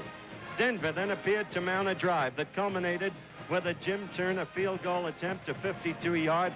That hit the upright, was a little low in fact, and quickly Oakland reposted with an 80-yard pass play from Kenny Stabler to Mike Ciani, the young wide receiver from Villanova. It was an extraordinary play, coming as it did with unexpected suddenness, and Randy Montgomery, 21, right there was the culprit. First letting Ciani get past him, and then slipping and falling. So it was an easy matter for Ciani to go all the way on that 80-yard play for the score, and so Oakland took a 10-7 lead.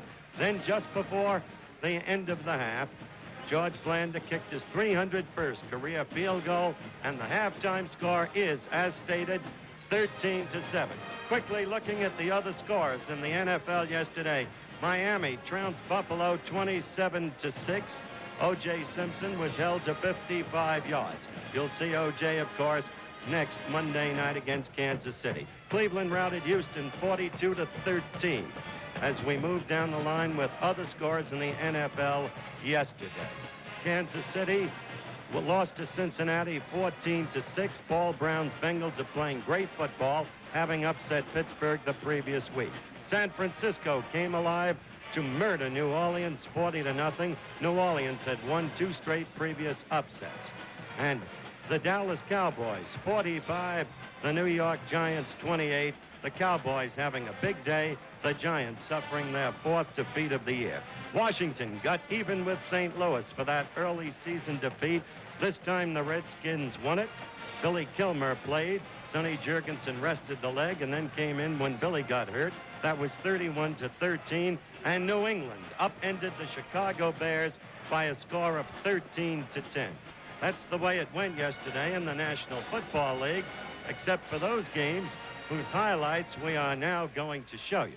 Highlights provided for us, of course, through the good auspices of NFL Films. So we're going to take you through a whole series of games with some of the most exciting action in play in the NFL yesterday. And we begin with a major upset, Baltimore against Detroit.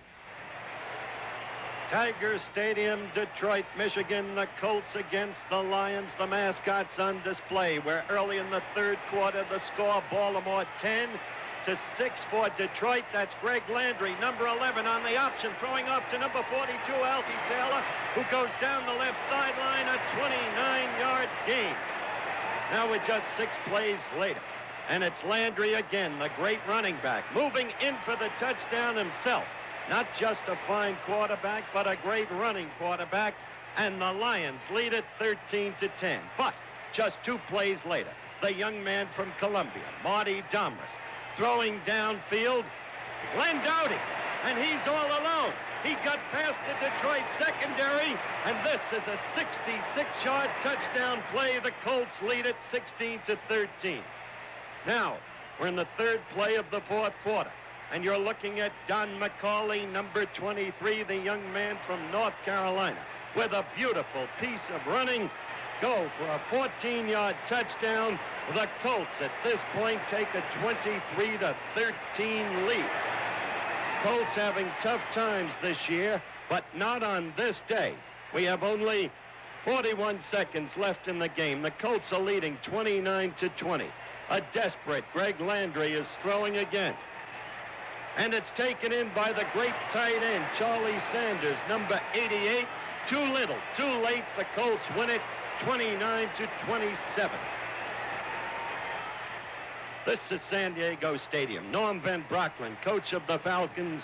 Swede Svari, coach of the Chargers. And it's a big day for the Falcons. Right there you see Art Malone, number 25, twisting and spinning in for a touchdown. And Atlanta takes a 7-0 lead in the first quarter. Now we're in the second quarter.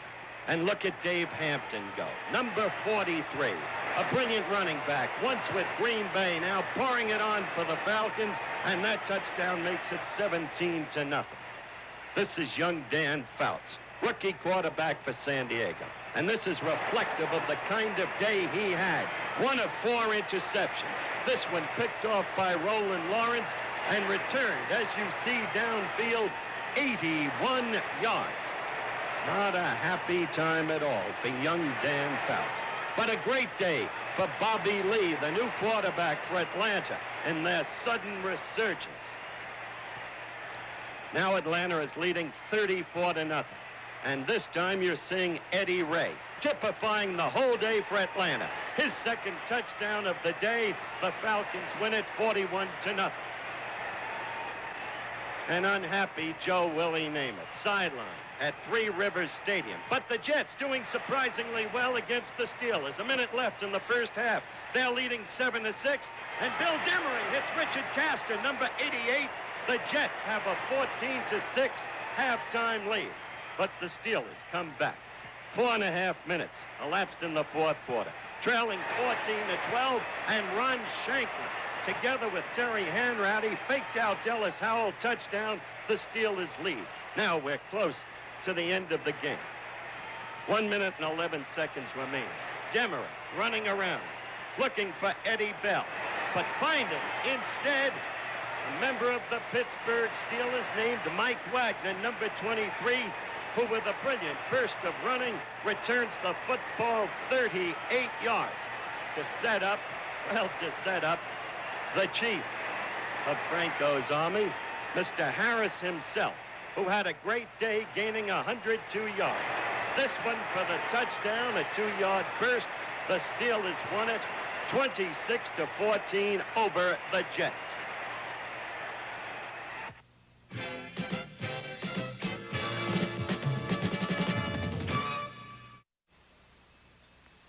The bull, symbol of strength and confidence. Today, signature of a company, Merrill Lynch. Total assets, $3.6 billion. Net worth, $449 million. Securities held for customers, over $20 billion worth. Merrill Lynch, strong, solid, substantial, developing new investment ideas. Merrill Lynch, 29 ways to help you share in America's growth. You are about to get a bird's eye view of the difference between a one-blade shave on your left and a two-bladed Track 2 shave on your right. As both razors shave, the first blade lifts the whisker out from the face. But the Track 2 razor has a second blade that can shave the whisker again, closer, before it all snaps back. Even with 2 strokes, no one-blade razor can make that statement. And the Track 2 is safer because the blades are recessed. The Gillette Track 2 razor, the first razor with 2 blades. Set your spirit free with the flair. Set your spirit free with the flair. Send a message loud and clear. Write a smile, write a tear. Set your spirit free with the flair. Set your spirit free with the flair, flair. Set your spirit free with the flair, flair. Write a whisper, write a shout, coloration, let it out. Set your spirit free with the flair. Los Angeles Memorial Coliseum, the unbeaten Rams against the Green Bay Packers. The Rams with the ball. We've got only 45 seconds left in the half. The Rams are leading 3-0, and it's not enough for Johnny Hadle, 21, who hits Harold Jackson, having an incredible year for the touchdown, and the Rams move ahead 10-0. Now we're in the third quarter. And watch MacArthur Lane on the option pass play. Throwing to and hitting. Number 8 is Barry Smith, the top draft choice from Florida State. And so the Pack tightens the game at 10-7. But on the 5th play of the 4th quarter, with the Rams now leading 13-7, let's have a look at Mr. Hadel. Down to John Snow. And it's just a foot short of the touchdown as Jack corrals the pigskin, number 84, the ever-dependable receiver. And that sets up a touchdown. So the Rams are well ahead. 3 minutes and 52 seconds elapsed now in the 4th quarter, and the score 20-7. Scott Hunter trapped for a safety by number 89, Freddie Dreyer. That makes it 22-7 in favor of the Rams. Now it's 8.5 minutes gone in the final quarter, and Jimmy Delgado is the quarterback, and the tackler again is Freddie Dreyer. That's an NFL record, Freddie's second safety on the day, and so the Rams defeat the Pack 24-7. The Rams are unbeaten, 6 up, no defeats. Metropolitan Stadium, Bloomington, Minnesota. That's Fran Tarkenton, of course. Before him, it was his favorite receiver, Johnny Gilliam. And with 5.5 minutes gone in the first quarter, look at this double reverse. Gilliam winding up with the football, moving around the right side. And this young man has nothing but speed. He goes 44 yards. Touchdown. The Vikes take the lead over the Eagles, 7-0.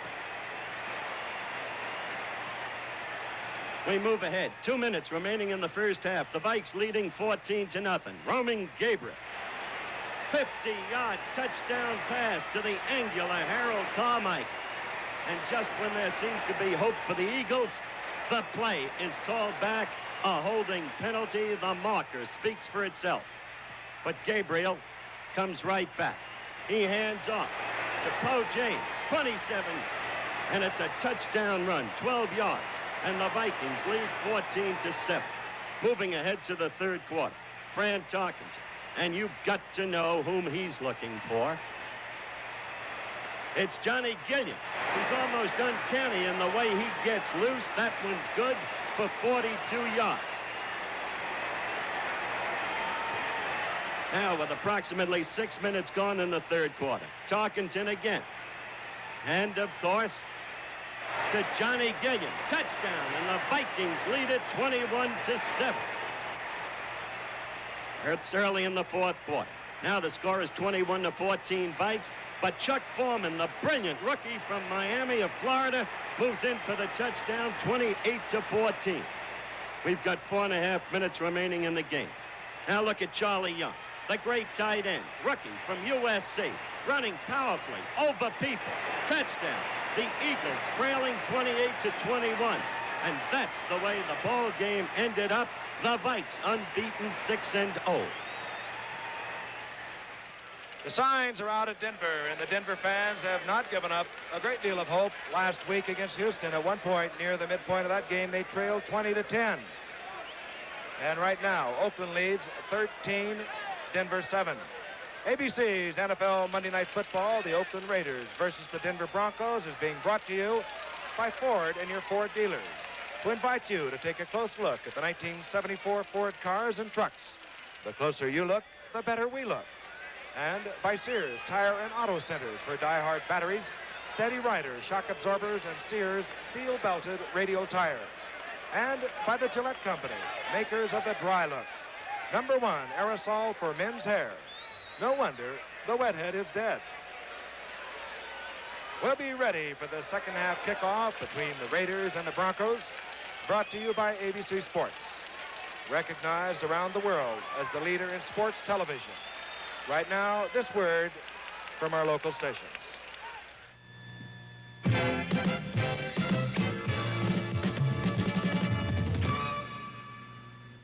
Toma takes on a partner Thursday at 8, 7 Central on ABC.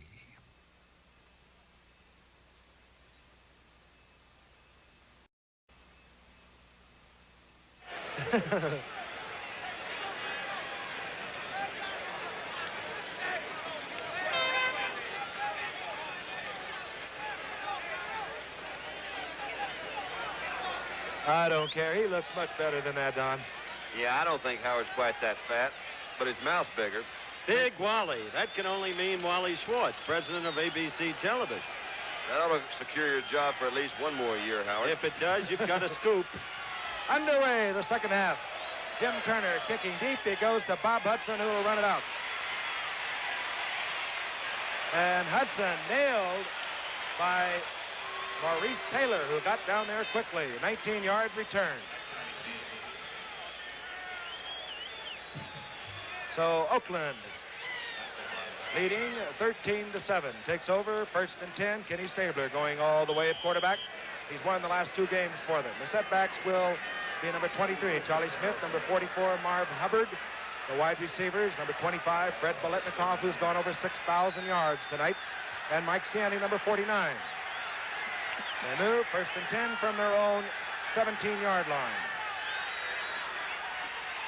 Charlie Smith trying the left side, getting about 3. Bill Thompson coming up to make the stop. Thompson, 36. Randy Montgomery, 21. Charlie Greer, 20. Calvin Jones, 26. The secondary for Denver. The offensive line, Jim Otto, who played in his 188th consecutive game at center. He started every one of those games, by the way. He's 00, flanked by 64, George Beeler, 63, Gene Upshaw. Second down, we'll call it 8. The ball at the 19-yard line.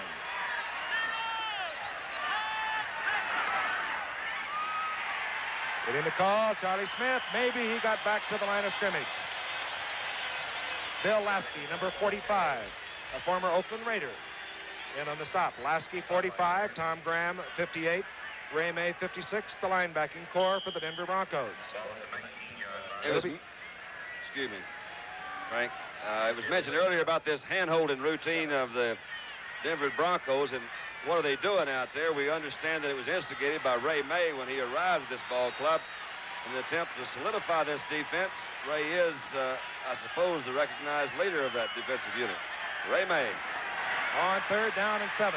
Whoop, look out. Looking for Siani, and Stabler nailed by Paul Smith. Hey, that Smith's playing a good ball game, Frank. That he has. Left tackle, there he is, number 70. He liked that, too, as did the fans here in Denver. I'll tell you, it's a team that does not give up. We told you they were behind at one point, 20-10 last week against Houston. Just throw out some of that confetti that they've been throwing at Dandy Dunn. Bill Thompson, who went 80 yards on a fumble recovery to get Denver's only touchdown, has dropped deep to accept the punt of Ray Guy, the number 1 punter in the AFC coming into tonight's game. The number 1 draft pick out of Southern Mississippi. He once kicked a ball 93 yards. Whoa! Oh, did they hit him? They did not. Good kick, Frank. Thompson, well, he may have had time, but he called for a fair catch on a 49-yard punt. Thompson calling for the fair catch at his own 41. A lot of pressure and still a real good kick. 60 yards he kicked that ball. Offensively, now, as we look again at Guy, you'll see this pressure that Don mentioned a moment ago. He's in the end zone right from that goal line. He kicks it. You see they were very close to blocking that kick, and that ball comes out on Denver's 42. Let's round it off to 60. 1st and 10 for the Broncos. Charlie Johnson, the quarterback. He's number 12. 44, Floyd Little. Joe Dawkins, 33. 84, Gene Washington is in. And here comes Floyd Little. Little driving hard. He's over the 45 to the 47. Stopped by number 41, Phil Villapiano. Defensively for the Oakland Raiders, as we watch Dan Connors, number 55, he's at the middle linebacker spot, and he took a good shot from offensive right tackle Mike Curran. The other linebackers, Villapiano, who made the stop, Gerald Irons, 86. Klein, Toms, Sistrunk, and Smith are the defensive front 4. The second down, a long 4. The ball at the 47. The toss goes out to Dawkins, and he's upset. Nehemiah Wilson again came up from that defensive cornerback. He's a good one. He turns that run in. That time, if you don't turn it in, you make the tackle. That's why you get good penetration by that cornerback, and he's doing that real well. Did 3 or 4 times earlier in the ball game. Came up from that left cornerback, turned it in. That time he did make the tackle for a loss. And had good help from Sistrunk, who came over very swiftly. Otis is having a good game, despite your basic predilections against him. It was not that at all. It was your predilections and the misinterpretation of somewhat of a savoir-faire trade by your friend Al Davis. Third down and 5. The ball at the 46. Charlie Johnson moving Haven Moses out to the right a little further. Reverse to Floyd. I like it, and they got open. Set up. Oh, what a good move. Great play by Art Thomas. Boy, he did, Frank, because that thing could have gone for 20 or 30 yards. Art Thomas came back out of that defensive line. That one was set up very nicely.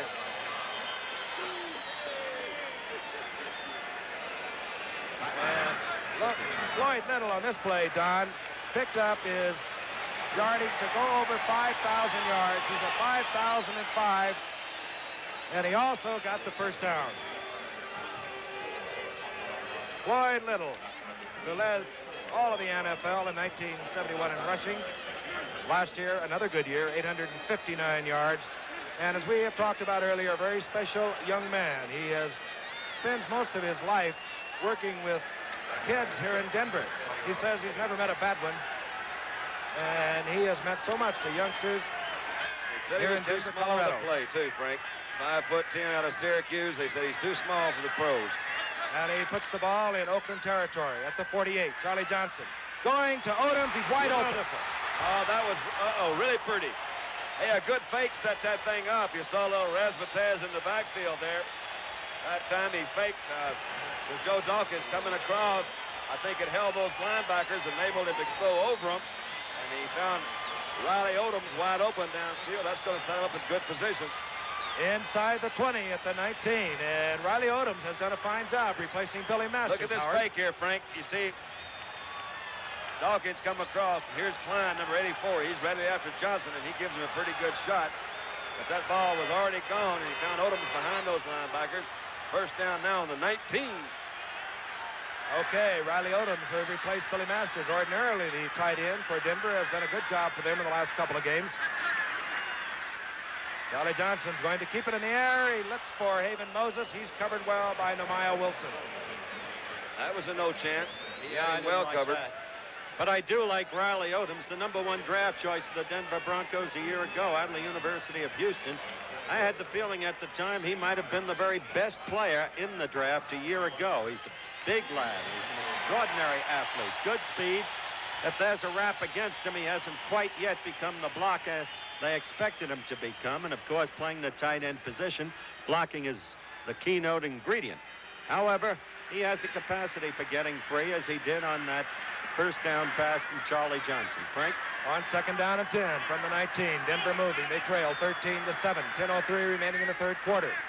Charlie Johnson obviously has chosen to go to the air. Double reverse. This time to Bob Anderson. He can throw. He used to be a quarterback. And he's got him. Oh, he dropped it. Well, Oh, man. Riley Odoms, and just after the big buildup. Oh, Riley. Just after that, and he was free. Howard, he did that to you personally. Yeah. Well, I don't blame him for that. But, you know, Bobby Anderson's a local favorite here. Number 11, they sent him in. Here's the guy that throws it. Another little razzmatazz here. Open that thing up. Here's Odoms coming through. He is wide open. I'll tell you. And did hit him in a bad spot. Bob Anderson, I mentioned, was a quarterback for 2 years at the University of Colorado. Switched to halfback and made All-American. It was a Woody Allen movie not too long ago. He was a guard at an insane asylum along with Willie Brown. Yeah. Third down and 10 from the 19. I'll get to it. Quickly to Odoms over the middle. He'll be short of the first down. Or Willie. I don't know. It's a good effort to get that first down. I think he is going to be a little bit short, though, Frank. He had to get to the 9. One of the things that happened to Lou Saban here when he was the head coach was in a ball game against Miami. We'll take a look at it on replay, see what happens. But they had a tie ball game. These Denver fans, they come out here, they support them, as we've mentioned all along. They want a winner. In the latter part of the ball game, this thing was tied up. Saban decided to go for a tie. His quote after the game was, I'd rather have half a loaf than no loaf at all. They have some very avid fans in the left south end of this thing, and they throw half a loaf out there. I wouldn't be surprised if they go for a first down. Let's see what they're going to do. That's exactly what they're going to do. Charlie Johnson came over and said to John Ralston, we have this much to go. He held up his hands. That's right. And John Ralston said, go get it. I like it. I like Ralston as a coach. I like it. Two consecutive Rose Bowl upsets, you'll remember, over Michigan and Ohio State with Stanford. I'd forgotten that, and I'm glad you brought it out. Fourth down. Might be the big play of the season for the Denver Broncos. It's up amongst them. Little. Oh, big hole. Right behind Mike Curran. You folks at home got to admit that this Denver Broncos team, which you haven't seen that often on a full television network, has a versatile offense. They've got a lot of plays. They're intelligently directed. There you're looking at that plunge again through the big hole created by Mike Curran, as described by Frank Gifford, who now resumes with the action. And first down and goal. The ball's at the 7. I like this man, Charlie Johnson. He has been some kind of player for many years. Little.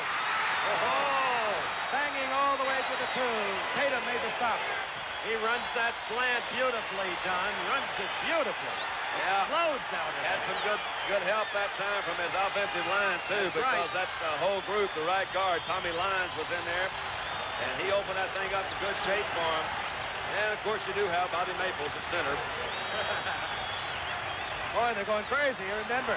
That's not a bad place to go crazy if you got to go. Just inside the 2-yard line.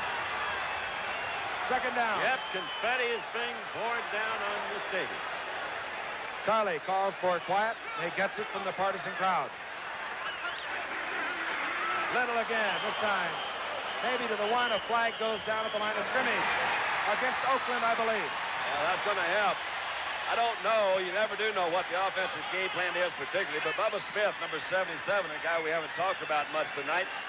You see him there on the ground. He is the defensive left end for the Oakland Raiders. Bubba, I don't think there's any question about his potential or his ability as a football player. He has suffered a knee injury last year, kind of a freak injury. A lot of people feel that he has not been as effective this year as he has been in the past. Maybe he is a little slow coming off that knee, but I'll say this, when he's well, there's nobody better. Maybe he is still a little bit hobbled. All right. The penalty declined naturally by Denver. The penalty, a 5-yard penalty, was half the distance to the goal. The ball is marked inside the 1. The down remains the same. Or rather, they took the penalty. The down remains the same.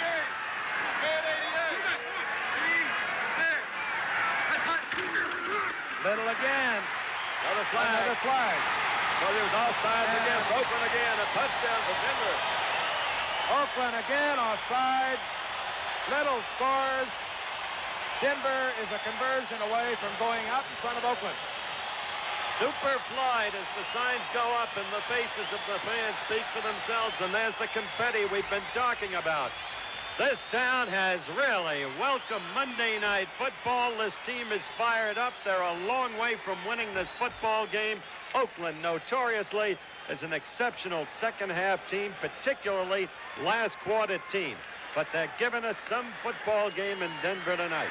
And that super block you saw by number 60 was Paul Howard, clearing the way for Floyd Little. Jim Turner on for the conversion. The go-ahead point. Wait a minute. It did just bounce over. Good. Wow, his 191 in a row, Giff. His 191st consecutive conversion, and he just about did not make it. Denver has gone out in front of Oakland 14-13. They call time, Tribble, listen. Oh, hi, Mr. Dunny. Like my new sweetheart? GE Portacolor TV. What a buy. And it's 80% brighter this year. How? They improve what they call the inline picture tube. Right, pal? This baby's one great performer. And for under $225. GE means value for your money. General Electric Television, the great entertainer. Once I hurt my knee trying to make a tackle that a lot of people thought I shouldn't have been trying to make. Well, let me tell you, if you put that uniform on, you're supposed to be a football player, and you've got to be ready to go all the way. That's just the way I am. I guess that's why I use Brute. I like the smell. I like the way it works, the way it lasts. Brute by Fabergé. After the game, after anything, Brute goes all the way. If you're not going to go all the way, man, I mean, why go at all?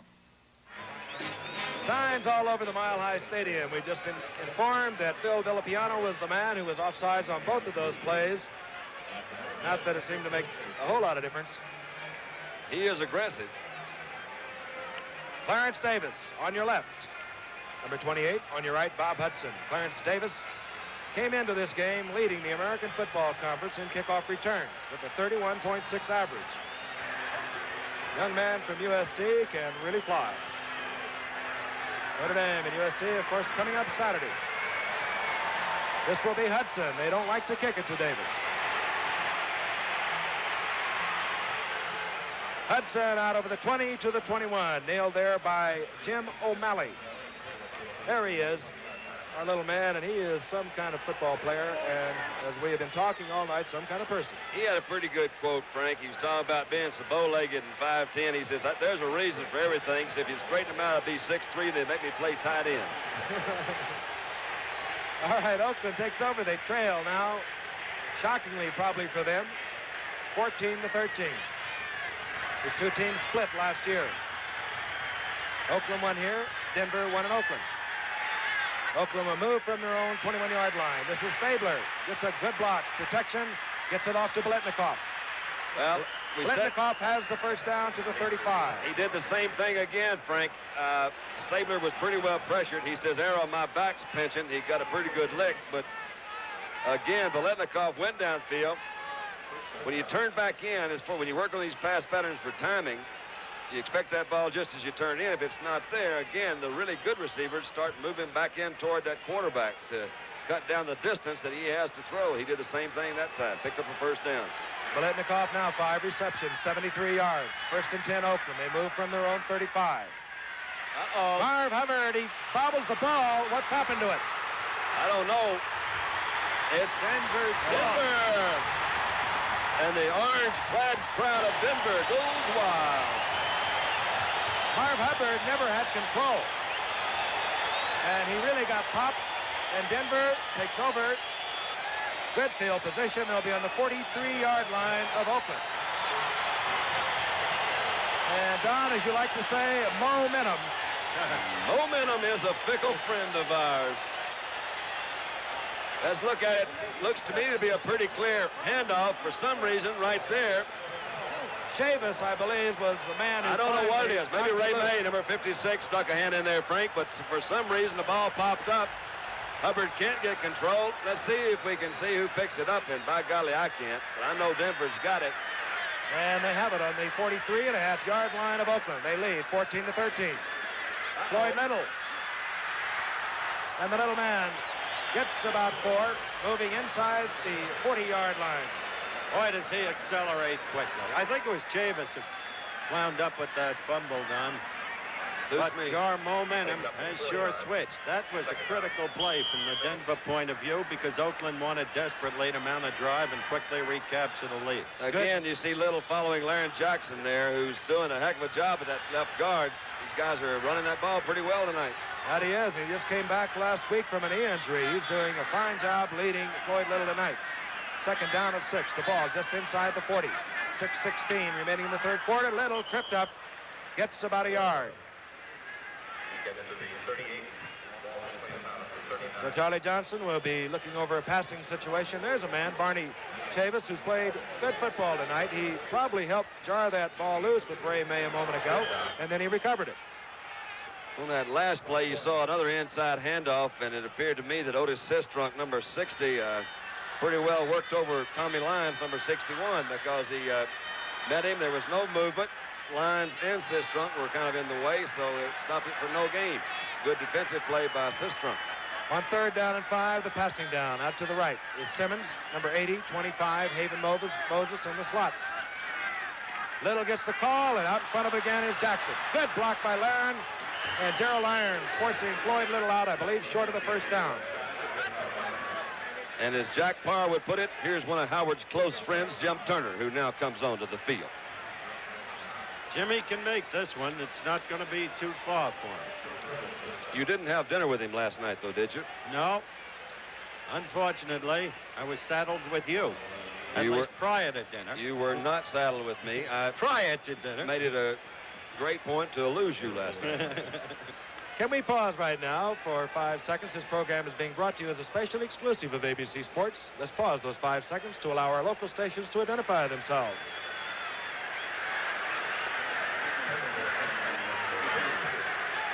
The kick will come from 43 yards out by Jim Turner.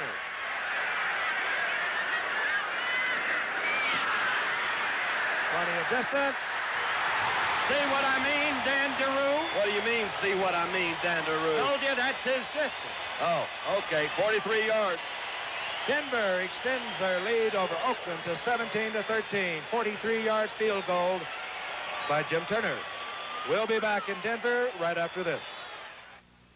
Hello, I'm Hugh Downs, and I'm here to pass along a very strong opinion of the 1974 Ford LTD. The Ford Motor Company thinks that the workmanship in this car can stand up to the closest kind of inspection. But what do you look for in a well-built automobile? Well, experts say you should look for things like straight door seams, and even space where the trunk and hood join the body. Now, those are just two of the many inspections outlined in this booklet that tells you what to look for in a well-made car. And you can pick up a copy now at your Ford dealer. Obviously, Ford thinks this car can stand up to a close examination from people who know what to look at. If you're thinking about buying a new car, think about that. Everyone says compare. Ford and your Ford dealer are telling you how. The quiet Ford. The closer you look, the better we look.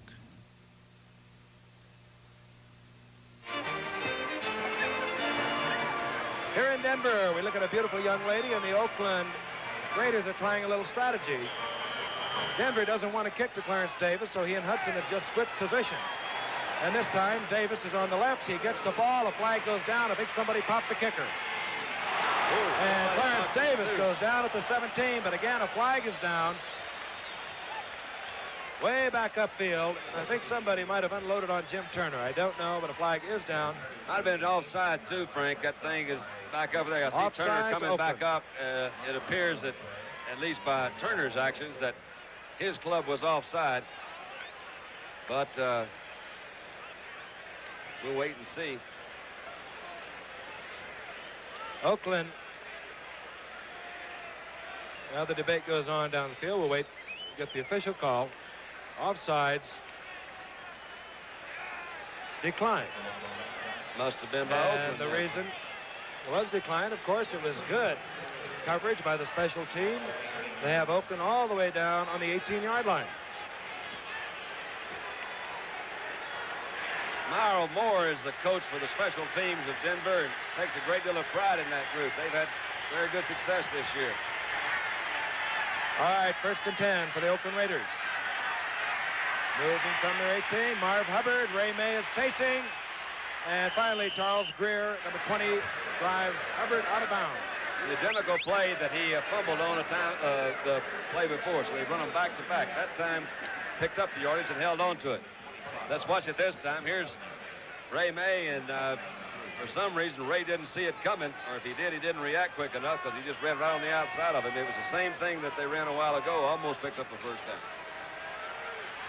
Hubbard gets 8 yards. It'll be 2nd down and 2. The ball just over the 25 of Oakland. 5:04 remaining in the 3rd quarter.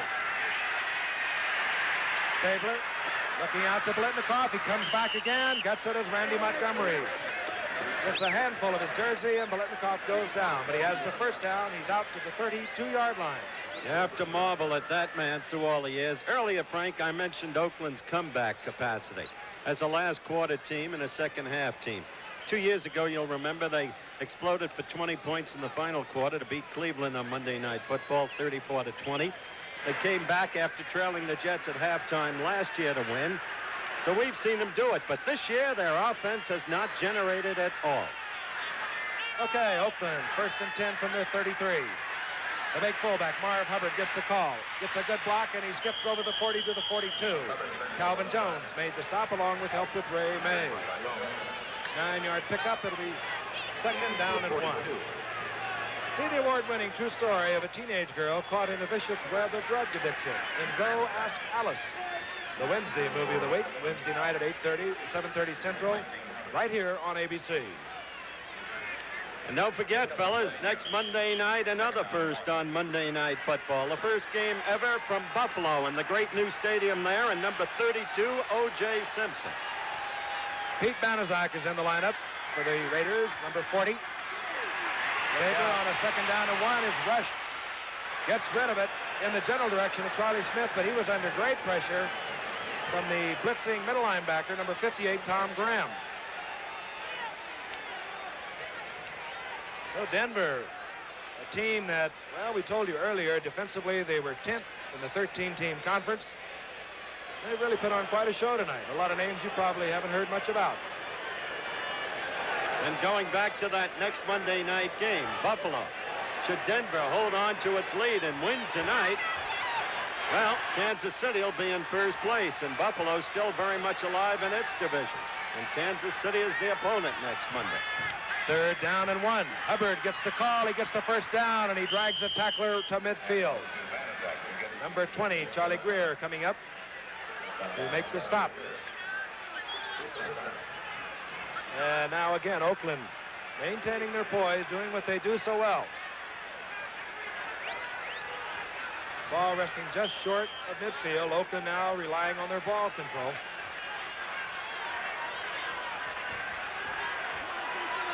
Stabler, as you see, good night. I'd say so. But they trail 17-13, does Oakland. Again, Biletnikoff coming back.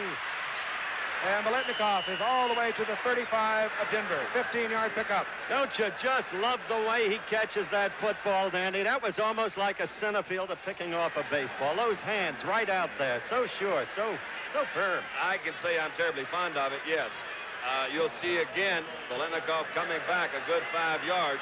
That defensive back or linebacker that is going back to cover Biletnikoff, his number one thought is to keep him from going deep, so he's going back as fast as he can. When Biletnikoff stops, and that's a hard name to say. You were right. He does come back like a center fielder.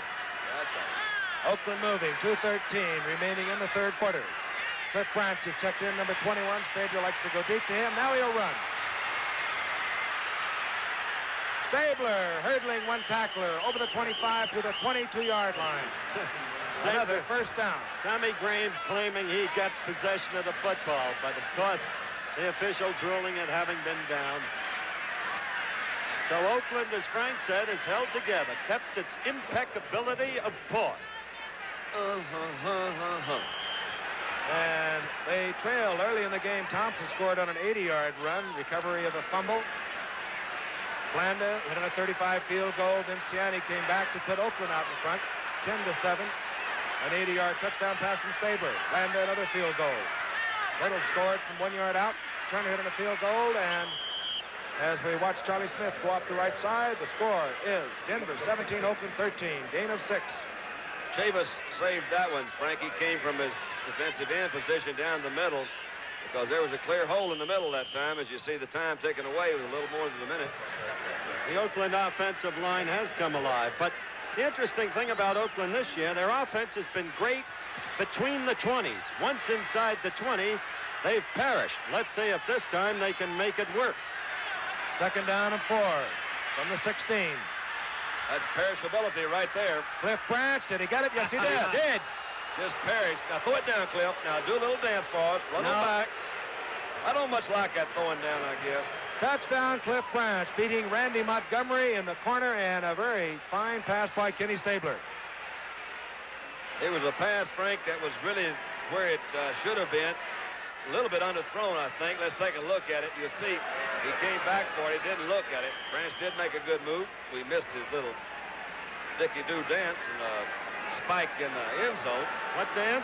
Dickie-Doo. Did you ever go fishing on a hot summer day and sit on the banks and watch the little fishes play? Hands in your pockets in your pants. Watch little fishes do Dickie-Doo dance. George Blanda, the conversion. I quit.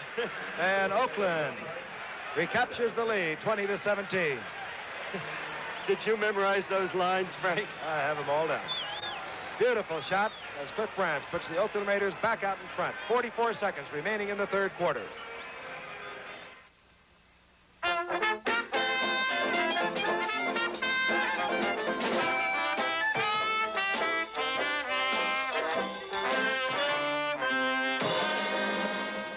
If you've left your lights on for hours on end, there's a battery that's music to your ears.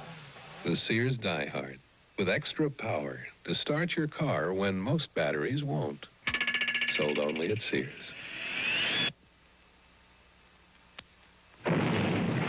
What should shock absorbers do? Absorb shocks. That's why we put Sears Steady Riders on these stunt cars. They're the shocks built for comfort, control, and a steady ride on any road in any weather.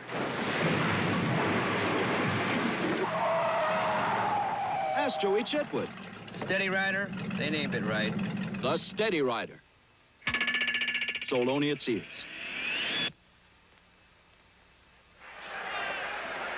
Denver set to receive the kick of Ray Guy. You're looking at number 33, Joe Dawkins, with a 25-yard average thus far in the season. He's back along with number 24, Otis Armstrong. Armstrong, 24. Great prospect, great future for this young man. He was the number 1 draft pick. Holds just about every Big Ten rushing record there is. Certainly all of those at Purdue. Great future for this young man, the number 1 draft pick of the Oakland Raiders, Ray Guy. Leading the league in punting, and he has just ripped one, which will probably go out of the end zone. Indeed it does. Otis Armstrong fields the ball, but with 1 foot out of the end zone, it'll be touchback, and Denver now will go to catch-up football. They trail 20-17. George Atkinson, by the way, was injured. He is not going to play again tonight. He was dazed from a blow to the head, we've been told. That'll daze you. And coming in, replacing Atkins, is Alonzo Thomas, number 26, the left cornerback. All right, Charlie Johnson, the 13-year veteran. He's been in a lot of spots when he's been behind. Looking for that gap in the zone, couldn't find it, threw it away. Going for Haven Moses. I don't blame Charlie Johnson for that call, Dandy. Max Coley sends in all the plays. Then it would be hard to blame Charlie, wouldn't it? Yes, it would be very hard to blame. I can see you taking that position on that particular call. Very legal. Yeah. Well, he did have him pretty well covered that time. One of the worst mistakes an offense can make when you're behind a few points, you got a lot of activity going here, is to panic and start trying to get it back all of a sudden. He got another whole quarter to go. 2nd down and 10. Gene Washington, number 84, is checked in, top of your screen. Johnson, not one of the great runners, and I don't know about that. He was close to the line of scrimmage, tried to dump it off to Floyd Little. Floyd Little says, huh, me?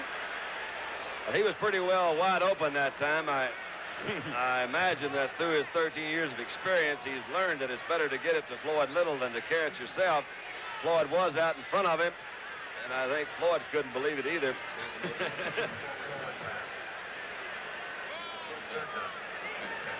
Through, incomplete forward pass. It'll be 3rd down and 10.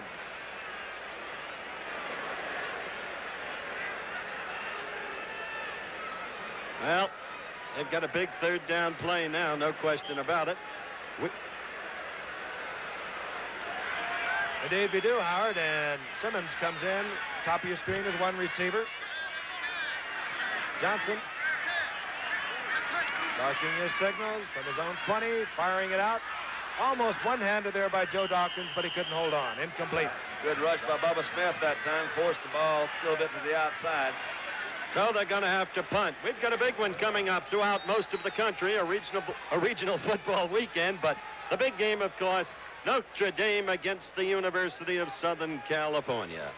USC hasn't lost a single game in its last 23 outings. They live in the memory of Frank Gifford. Notre Dame hasn't beaten the Trojans since 1966, but Notre Dame is good, led by Tommy Clemens, Art Best, and Davy Casper. A big game this Saturday. Okay, on 4th down, Billy Van Heusen will kick. Atkinson, as we told you, was injured, and he gets off a beauty that will be fielded by Tom Maxwell.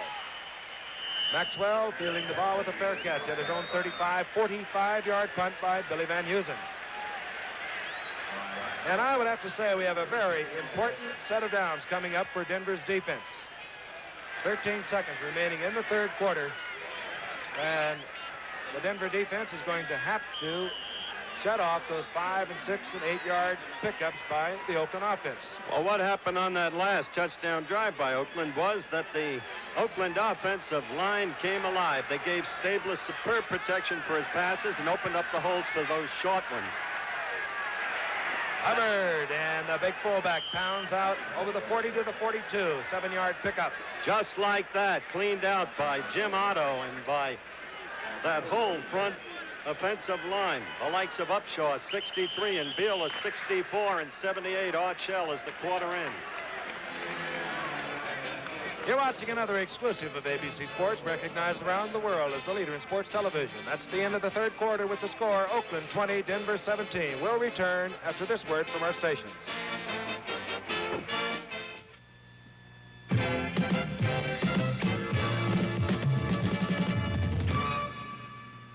Go Ask Alice, the Wednesday movie of the week at 8:30, 7:30 Central.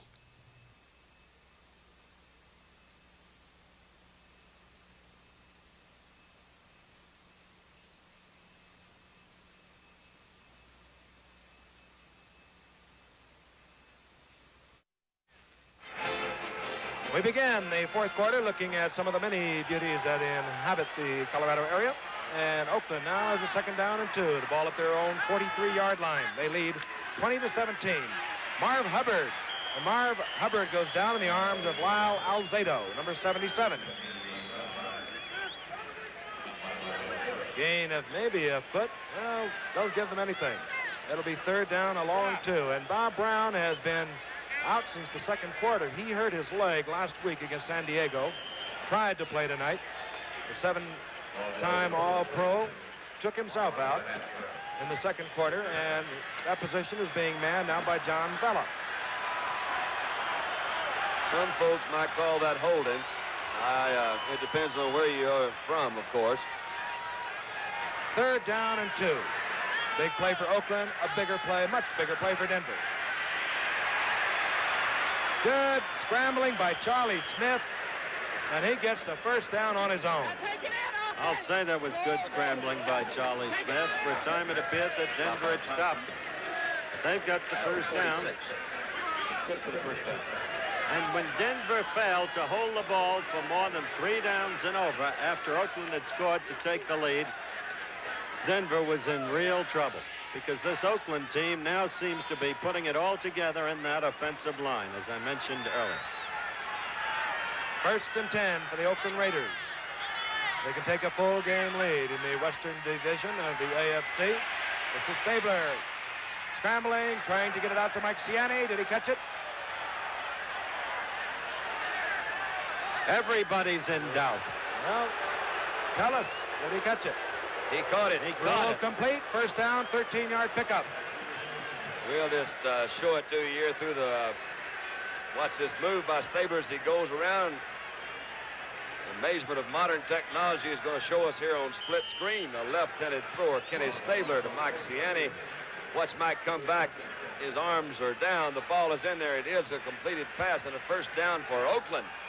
Again, working against little Calvin Jones. Ciani now 3 receptions, 116 yards. Of course, the big one from 80 yards out. First and 10 for Oakland. They're at Denver's 42. Marv Hubbard. Oh, what a hit. And he got popped, picked up maybe a yard. And Bill Lasky, number 45, and number 58, Tom Graham, were the defenders. Good hit. Meanwhile, looking back to that catch by Ciani, who scored on the 80-yard touchdown pass play back in the second period for Oakland. This youngster out of Villanova reminds me in a curious way of George Sauer Jr., who was once a great wide receiver before he retired. Doesn't have the great speed, but he's always open, and he has superb hands. Okay, second down and 10 from the 42. Cliff Branch is in with the 21, and Stabler is in a lot of trouble. He dumped it off in the general area of Bob Moore. That was Paul Smith, number 70, that was back there again. Frank, he's dumped Stabler 5 times tonight. A week ago against Houston, he was 5 or 6 dumps again against Pastorini and Lynn Dickey. So this Paul Smith is coming of age, if that's one way to put it. He's put a lot of pressure on the passer tonight anyway. And Denver is not giving up. They trail by 3. 12:04 remaining in the game.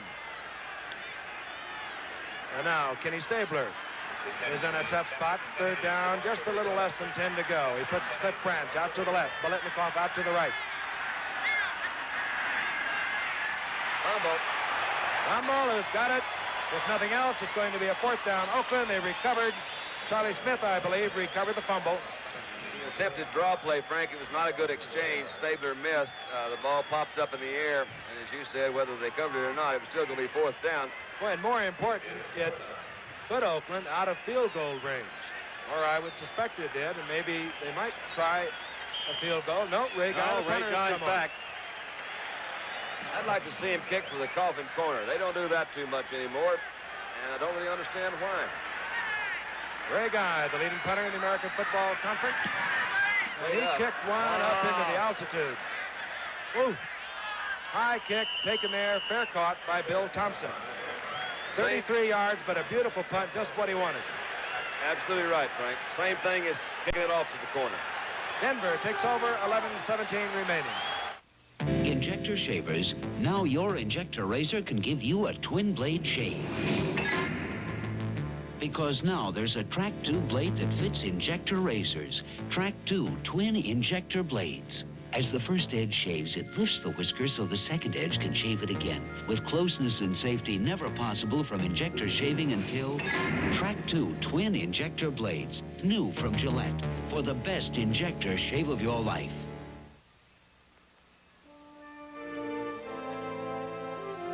A good man can captain a ship. But now you realize it's a richer man who can captain respect. That's a gusto world worth finding and celebrating. Once around life. Lenny Walker. Here's to you, Captain. Once around living. Good luck, Skipper. Once around being. In your boot, then. You'll keep around six. Here's to you. Good on you, Skipper. 3 weeks ago, Stabler took over from Darryl LaMonica. This we recorded a few moments ago on the sideline. Darryl LaMonica saying, come on, Kenny, let's keep it together. But right now, Denver has the football. We're in the fourth quarter, 11-17 remaining. Denver moving from their own 13-yard line. Dawkins gets the call. He gets perhaps 2 yards out to the 15. There is the defensive unit of the Denver Broncos, and, well, they have played fine football tonight. They have got to Stabler 5 different times. Number 79, Barney Chavis. Alzado and Smith. 77, and Smith, as Don pointed out, have played really fine football this evening. Smith, a 9th-round draft choice out of New Mexico back in '68, began to get recognition last year. And this man, Charlie Johnson, directing traffic on 2nd down and 8. Here comes Floyd Little. And Little is met by number 26, Alonzo Thomas, coming up from his left corner spot where he replaced George Atkinson. Well, Laren Jackson that time ran by Tony Klein, and that was the guy he needed to get down so Floyd could make his cut upfield. Floyd Little's had several 100-yard rushing days out here in Denver. You saw that time, he's 59. Here's Klein, number 84. Let's watch him as he goes. You can see the pursuit coming to the outside. You've got Laren Jackson, number 68. You saw pass him up. Good move from that right cornerback position. Willie Brown, 24, came up. On 3rd and 7 from the 16. Screen pass. Just gets it off. Does Charlie Johnson. Look at there. Dawkins, good running, but he will just be able to battle back to the line of scrimmage. Stopped there by Willie Brown. And Tony Klein also coming over to help. So in their last 2 series of downs, their last 2 offensive opportunities, the Broncos have had to go 3 downs and then over with the punt, which doesn't bode well for them. We have 9:23 remaining on the clock, the countdown continuing. Plenty of time, of course, but the Broncs are going to have to hold Oakland, get possession, and finally show some second-half offensive. Tom Maxwell drops deep. This is Billy Van Heusen, Mamaroneck High School, Maryland. And he gets off a pretty good kick. Tom Maxwell drops the ball. That's the break they needed. Recovering, Ken Kreider. Ken Kreider getting down to make the recovery. All right, there's that difference between a muff and a fumble, and Frank, you do that better than Howard or I, so go to it. Well, you just cannot advance it. As simple as that. He did not have possession of the ball. Is that right, Frank? That is right. Help me out. All right, let's watch it. Let's see if he did. The ball's coming down. Blip, blump, whoop. Nope, I believe he didn't. So therefore, you cannot advance that one. And that is Well, they got possession very, very quickly, much more quickly than they or anyone else expected. Now they've got their shot. Biggest offensive play they had the second half. 8 minutes and 57 seconds remaining in the game, and Denver trailing 20-17. Floyd Little, and he runs into the big arms of Art Toms. Just maybe a couple of yards, and the crowd, I believe, would like to see Charlie Johnson put it in the air. But he knows what he's doing. He has got to maintain some stability by that front four of Oakland. And if he starts just throwing it on every play, well, they're going to run all over the place, as you well know, Don, and you just cannot get the protection you need. Ryder, who just made that very timely recovery. All right, second down and 10. Ball remaining at the 38. In Washington, top of your screen, number 84. Here comes the reverse. Haven Moses. Oh, Haven. And Haven Moses running a lot of yards to pick up 2. That's one of those things that might have been. Marv Montgomery, number 78, was the guy that tried to peel back. He's the left offensive tackle of Denver. Tried to peel back and give Moses a block coming around there. He missed him. That caused Moses to hesitate. He who hesitates is lost. Charlie Johnson ran quickly over to have a chit-chat with head coach John Ralston. He goes back into the huddle. We know he'll have to put it in the air. Third down, a long 8, the ball resting at the 36. His receivers are Simmons, 80. He goes out to the right, far right, and Haven Moses. Now he puts Odoms, who is a fine receiver, splitting out to the left, ordinarily the tight end. And he does not. He comes with the draw play to Dawkins. He'll be short of the first down. And it'll be 4th down. 5-yard pickup. Kind of an interesting offensive set there, Frank. You called it exactly right. He split everybody out, which certainly appeared to be a passing formation that ran a quick trap back up the middle. And again, Howard's, look at this. Good hole up the middle. Good trap. Again, that was my buddy Maples. Maples couldn't quite get there. Big Bubba Smith coming over there to add his considerable weight to the tackle. There's John Ralston, who made the decision to try and get the yardage to continue. But he was thinking, I know, in terms of the field goal. And here's Howard's close personal friend kicking from the 37. That means it's a sure thing, right, Howard? Good tied up. Tied up at 20. Again, you were right. Put him inside the 45-yard line. There's nobody more consistent in place kicking. I'm delighted to know that. Jim Turner, 43-yard field goal. As now he hit for 43 earlier, he now hit for 37. We'll be back where we have a fine football game here in Denver after this. You will? Okay, I'll pick you up. I don't believe it! When you get a date with Cleopatra, you better have a special chariot. Ford Grand Torino Brougham, restyled for 74 with split bench seats, deep cut pile carpeting, and a gleaming new front end.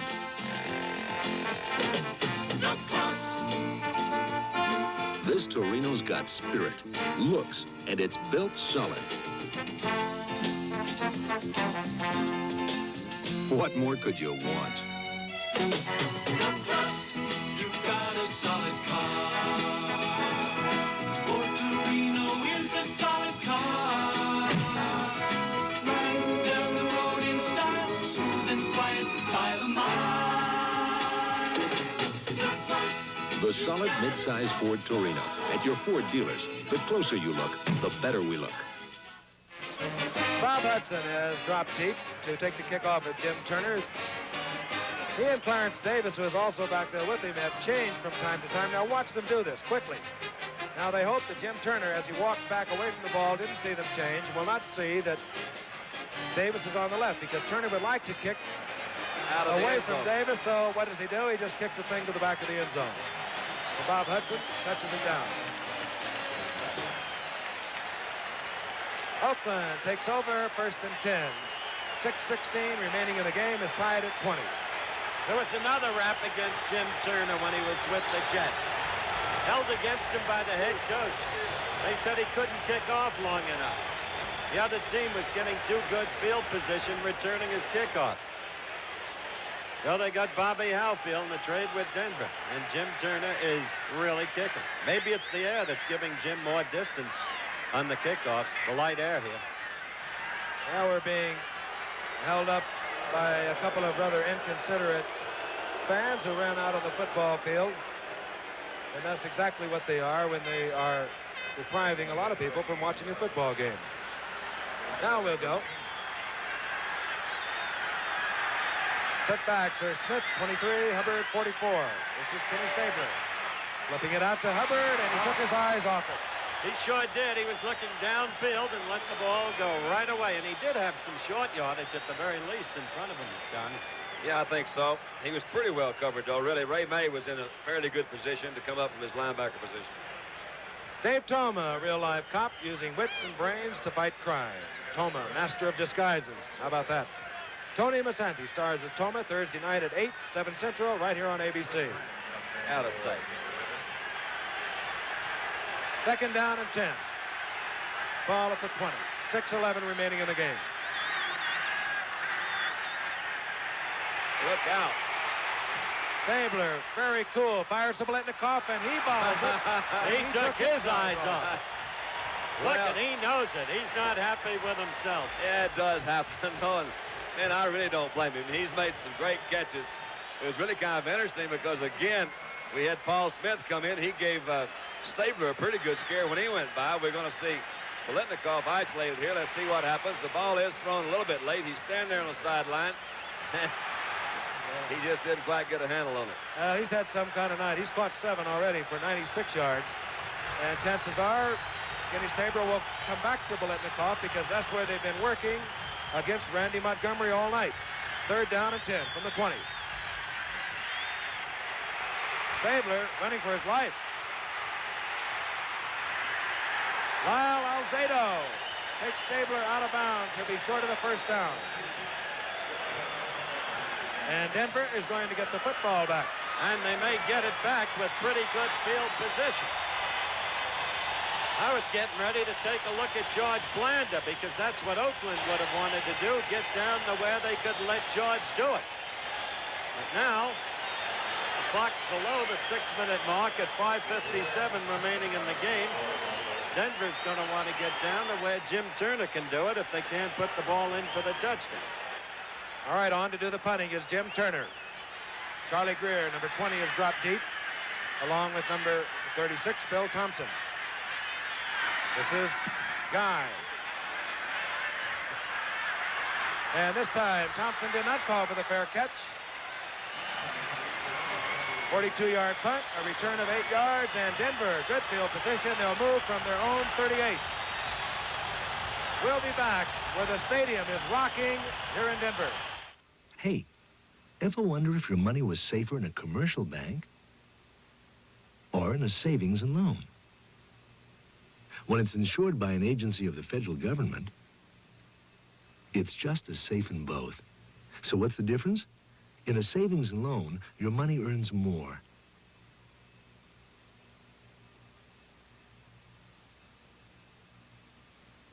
Your savings and loan wants you to know how money works. Now, in the Zenith tradition of dependability and picture excellence comes a whole new television system. New Zenith solid-state Chromacolor 2 with a more powerful solid-state chassis, a unique voltage regulator to protect components, and an advanced Chromacolor picture tube. You get Zenith dependability and Zenith's best color picture yet. New Zenith solid-state Chromacolor 2. At Zenith, the quality goes in before the name goes on. 5 minutes and 48 seconds remaining in the game. Denver first and 10.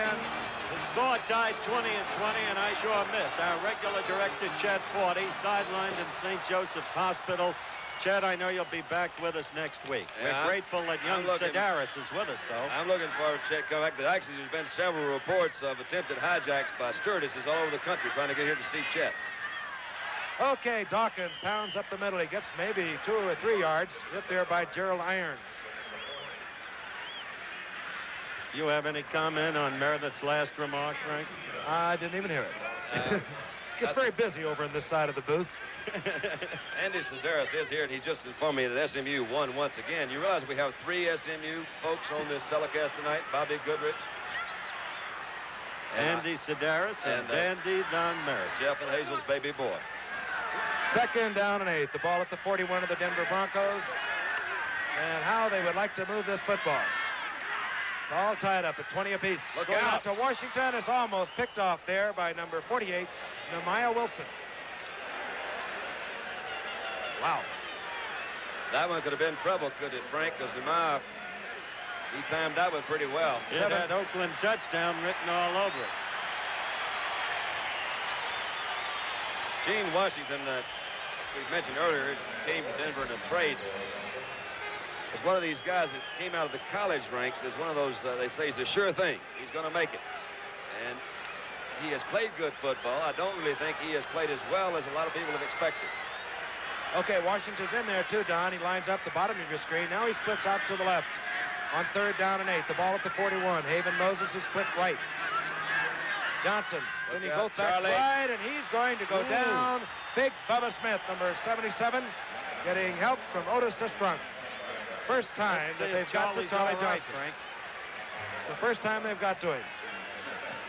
Well, he doesn't really look like he's feeling too well right now, and he got a pretty good look. I think it was Sistrunk that, let's look at it again. Number 60 coming in here. Bubba's got him from one side. Man, there's no way. He got a really good shot there. Charlie has a lovely wife, Barbara. I visited with Barbara and Bobby Maple's wife, Sue. That's Bill and Bob Cody's wife from Winfield, 6 miles outside of Mount Vernon. And they really do like it here in Denver. They say the folks will treat them real nice. I hope Charlie's feeling fine.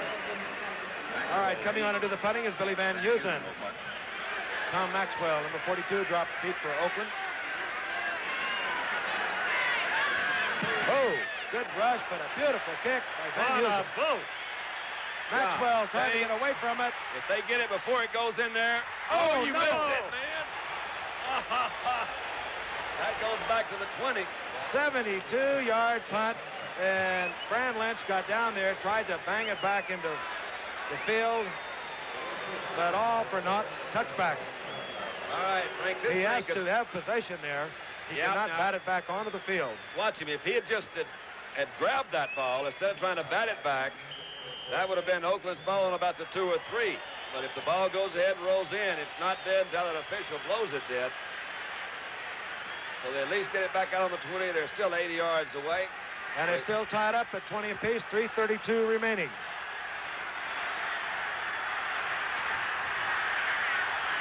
Charlie Smith, 23, Hubbard, 44, the setbacks. Oakland will try and get into field goal position. Goes to Charlie Smith, he holds on. And Tom Graham makes the stop after Smith avoids a couple of Denver Broncos, a gain of 17. Good move by Stabler. Got pretty good pressure, moved out of the pocket, able to pick up Smith coming across the middle. Right there is the guy. I said before we'd be looking at him. He's the guy who can decide the game if Stabler can get his club into field goal position. And he doesn't have that far to go to do it. Another couple of first downs will do it. He's already kicked 2 tonight from 35 and 13. First and 10. The ball at the 37-yard line of Oakland. Marv Hubbard following Charlie Smith and gets away from one tackler, but he's finally dropped by Lyle Alzado. Gain of 5.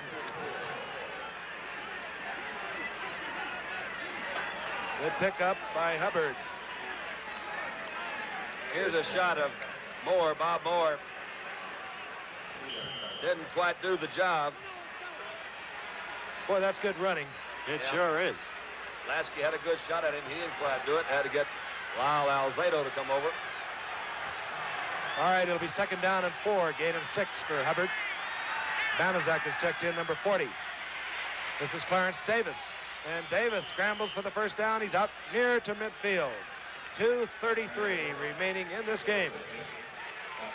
Oakland battling. They can take a full game lead in the Western Division of the AFC if they can win tonight. You never know, but you do get the feeling about right now that we might get a chance to look at that fellow we were just looking at, George Blanda, because you see that clock ticking away. I got a feeling they're going to get into field goal position and give George a shot at it. All right, Banaszak and Davis are the backs. Flag goes down. Holding. It could be holding. Good completion to Bob Moore, the tight end. If it's not holding, they are already in that field goal position, but I think you're right. They were... Gene Upshaw, 63, and he's not at all happy about the call. But inevitably, as you've heard so many times in so many NFL games, when there's a flag thrown back in that area, it's going to be offensive holding. And so where they had established field goal position with the apparent completion, instead now the Raiders are back in trouble. And I think we're at about the 2-minute warning, Frank. That we are. That 22-yard gain nullified, and again the holding called, as Howard mentioned, against Gene Upshaw. And we have moved to the 2-minute warning inside the 2-minute warning.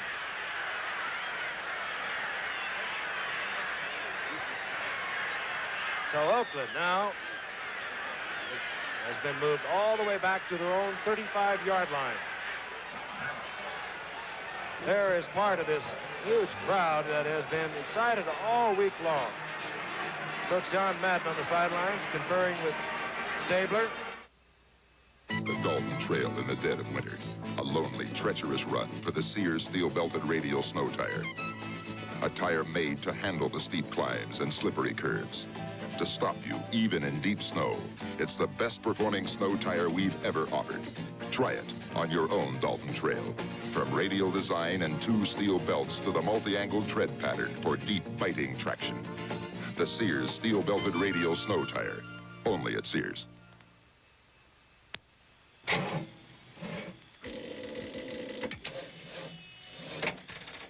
Five cars, 5 dead batteries. But we're going to start all 5, all at once, with one battery. A 2-year-old Sears Die-Hard battery. The Die-Hard, with extra power to start your car when most batteries won't. It lives up to its name. Sold only at Sears. A minute and 57 seconds remaining in the game from Denver. The score is tied. Oakland 20, Denver 20. In a fine football game. This is head coach John Madden talking to a former teammate of mine, Lee Miles, who now officiates in the NFL.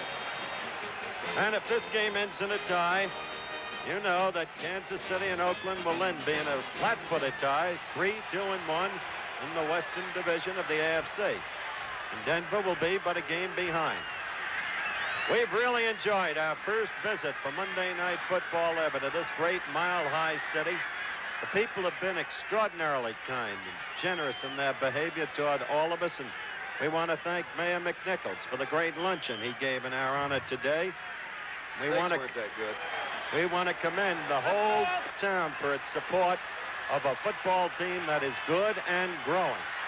And, of course, coming up next week, Buffalo and Kansas City.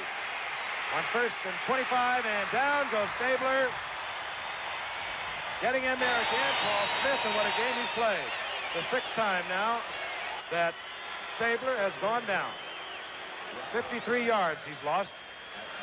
And I'll bet you that John Madden is unhappy about that, and I would imagine that the managing and general partner, or whatever that title is, Al Davis, who is also here, he follows this game really close. I don't think he'd be happy with that either, Howard. No, he couldn't be. He visited us in the booth just before the game started, and he told us, we're just not playing well. It's amazing what guys will do to get their name on national TV. Second down and 31 for Kenny Stabler.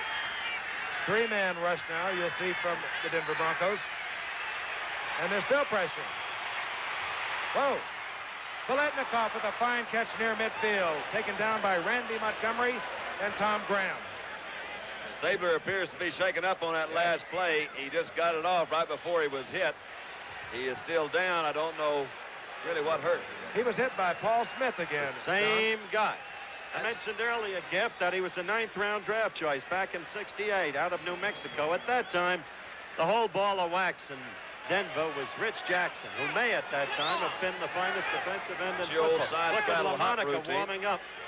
In the event Stabler shaken up on the play, has to go out. But it was felt here in Denver a year ago that Paul Smith had arrived, that he'd begin to get the attention he deserved, that he was indeed one of the better defensive linemen in the league. And his play against a powerhouse Oakland team tonight, I think, bears out the validity of that notion. And they are working now at the moment, it would appear, on Stabler's ankle. Now, Darryl Lamonica has not played in 2 full football games. He went out in the 4th quarter of the Kansas City game 3 weeks ago. Before that, he had not completed a touchdown pass in 2 games. And at no time during his career with the Oakland Raiders, 7 years, had he gone 2 full games without throwing a touchdown pass. Hence the move to Stabler. Now, Darryl Lamonica has warmed up. He was passing at a 46-point average when he was taken out of the lineup those 3 weeks ago. And Kenny Stabler, who has done a fine job, led the Raiders to 2 straight victories, has gone to the sidelines. But Dandy Dunn, a former quarterback, what a place for Lamonica to come into. He comes in cold, 1:19 left. Got to get his team to field goal position. 3rd down, 11 yards to go. You can't pressurize a guy more. And there's George Blanda waiting in the wing. It's not really a bad spot, though, Howard, because Darryl has done it before, and it might be a good opportunity for him to get back in and do something super and get his starting job back. He needs 7, 8, 10 yards. At least 2. Get the field goal. He needs 11 for the first down. That's one thing he can do. Cliff Branch. And wait a minute. He lost the first down. Oh, that's really unreal. He ran backwards and lost the first down, but still he is within the range of George Blanda's toe. It's going to push it. You don't expect to find that, very candidly, in the major leagues of professional football. Covered in there by Ray Mays. You've got to look at that yardstick. You've got your first down. Hang to it. What a costly error by Cliff Branch. I think that's one of the hazards. You see the clock there is still taking one of the hazards of having great speed, as Cliff Branch does. You more or less operate under the illusion that you can utilize that speed and get away from anybody. That time you saw it didn't work, and you also see that George Blanda is out there. This field goal attempt will be from very close to the 50-yard line. He has kicked several of them from the 50 before. Let's see if he can do it tonight. His longest of the year this year has been from 46 yards out. And again, we told you earlier that he went over the 300 mark tonight. He's kicked 301 field goals in his career. And if anyone can take pressure, this man can. Now, Howard, Don, we both watched him over the years. But it's a long distance. Under great pressure. Well, he may miss it, but I mean, he's not going to miss it with butterflies. I can assure you of that. Good point. Good point. And Lamonica, I don't even know if they have finally decided that's what they're going to do or not. Well, now Stabler is a holder. Stabler's the holder. I see. And he is injured. I see. And he might come in to do the holding. He is? He is on the field. And he is an injured right ankle. All right, Blanda on the field, and they are going to set it up. 41 seconds showing on our clock.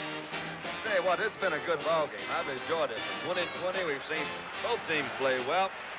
It may or may not, well, it will be decided one way or another, I think, by this kick.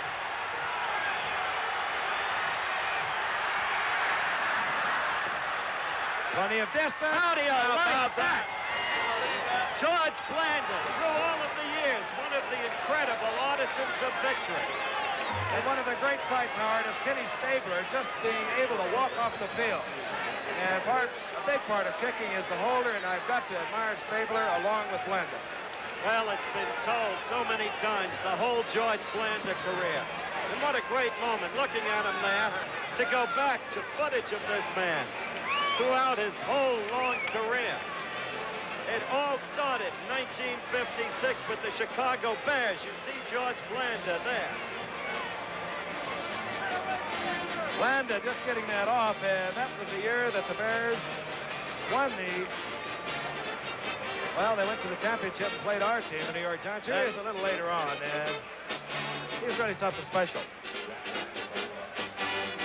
Started back in 1949 with the Chicago Bears.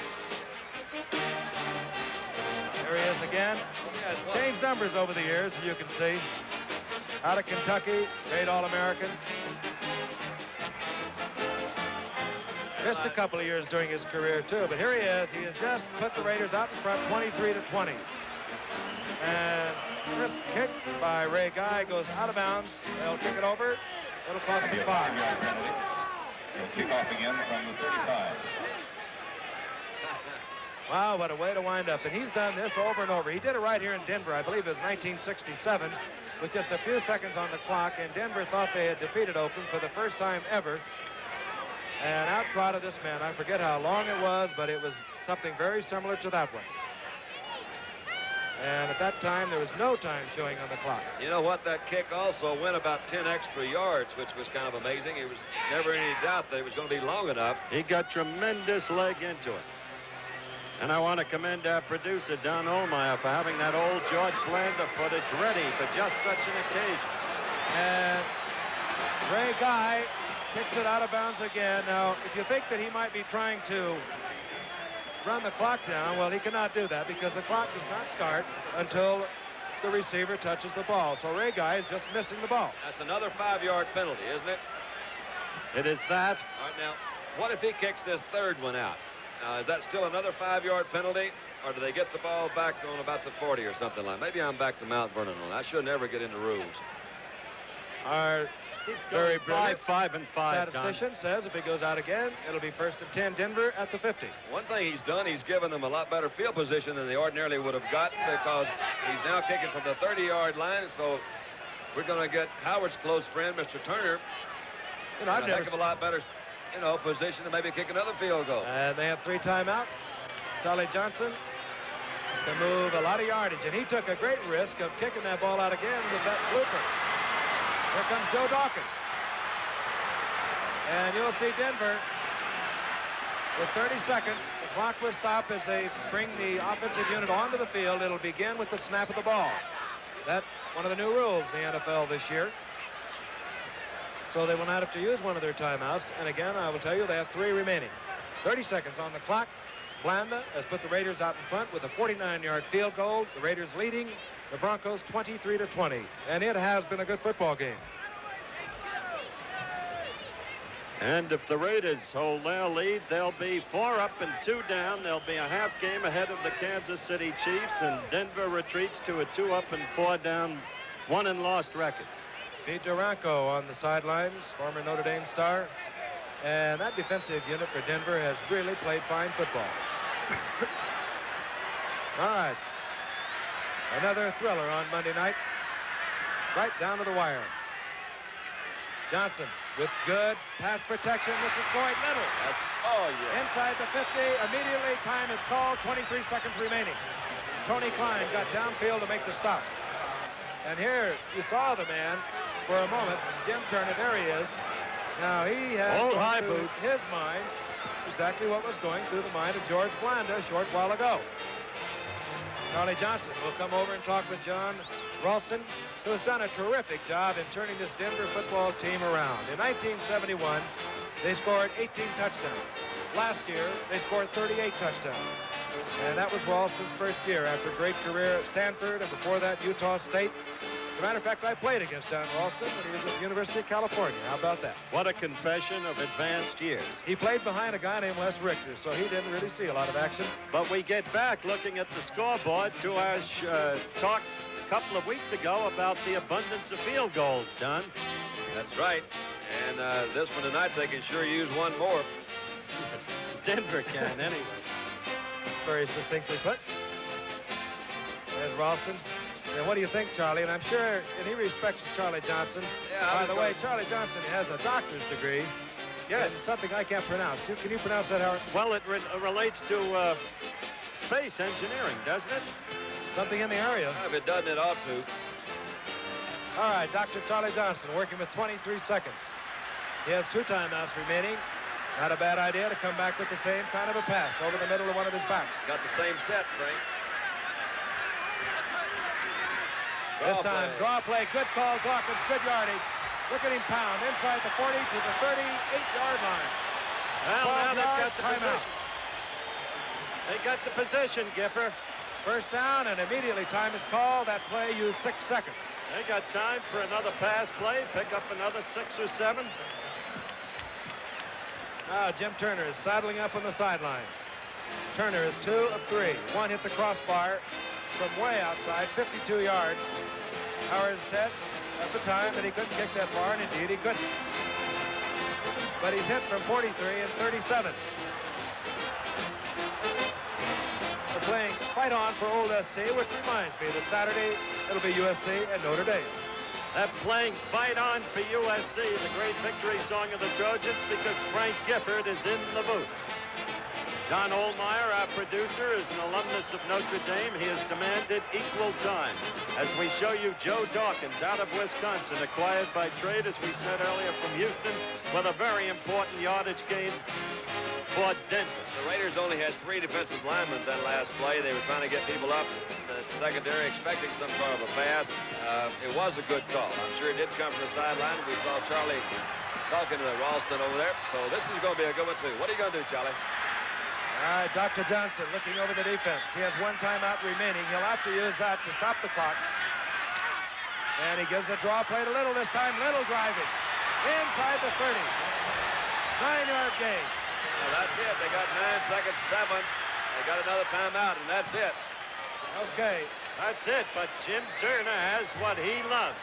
Just the right position. Right in the middle. Almost the middle of the hash mark. You know, Right distance for him. It'll be about a 35-yard. They did move it down, but you know those 2 kickoff attempts that were out of bounds moved that thing back and enabled them to get that ball up close to the 40-yard line. They just picked up a couple of first downs and kept that drive going. You're exactly right. They got the field position they needed out of break, eyes, spell, and kickoff. Boy, how mistakes control a game, Frank. Huh? Billy Thompson beginning with the pickoff of the fumble, going 80 yards. And then Randy Montgomery, 21, failing to cover Siani and then falling down. And Oakland had an 80-yard touchdown. And you go back and forth in these games, and always mistakes are the key. It never changes. Denver moved 34 yards in 3 plays, using all of their timeouts. Now we're looking at Turner, who will kick from the 35. He's hit from 43 and 37 already tonight. This to tie it up at 23.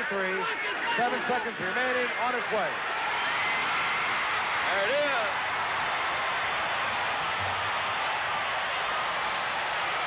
Boy, that's precious. What a finish. That means Oakland and Kansas City are tied for the lead in the Western Division. That means Denver stays alive. Just 1 game off the pace. But this game is going to mean a lot more, I suspect, for the Denver Broncos. This town and these players have thirsted for national recognition. They got it tonight, and they've given a performance that lives up to the opportunity presented. They've gone just a little bit crazy. There you see Jim Turner just a moment after he kicked the ball. Oh, look at that. There go Bobby Maple. Bobby Maple from Mount Vernon, Texas, the home of Jeff and Hazel. That's J.D. and Chester's baby boy. Butch, his older brother, played pro ball, too, incidentally. You bet your bottom dollar Jim Turner wanted the people of New York to see this tonight. This ball will be kicked, I'm sure, on the ground. It will not be kicked away unless Jim Turner has convinced John Ralston he can kick it out of the end zone. As you see, Oakland dropping with the 1 safety man back. It'll be Clarence Davis. And I would imagine that Turner will drill it along the ground, hoping that a lineman will pick it up. And hoping, too, that there's no possibility. Well, there's still no way. The time will start as soon as an Oakland receiver touches it. But right now, time has expired. It's over.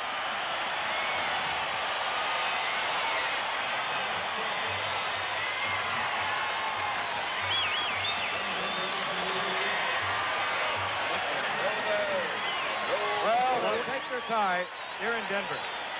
What's the old line? A tie is like kissing your sister. Not here, not tonight, not for the Denver Broncos. A tie for them tonight, for their fans, I think is something a little more than that. I think it always depends on what your sister looks like, too. That's an element. You all are too much.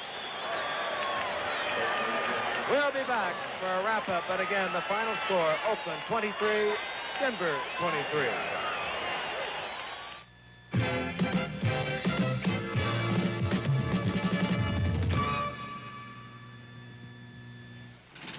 Laura?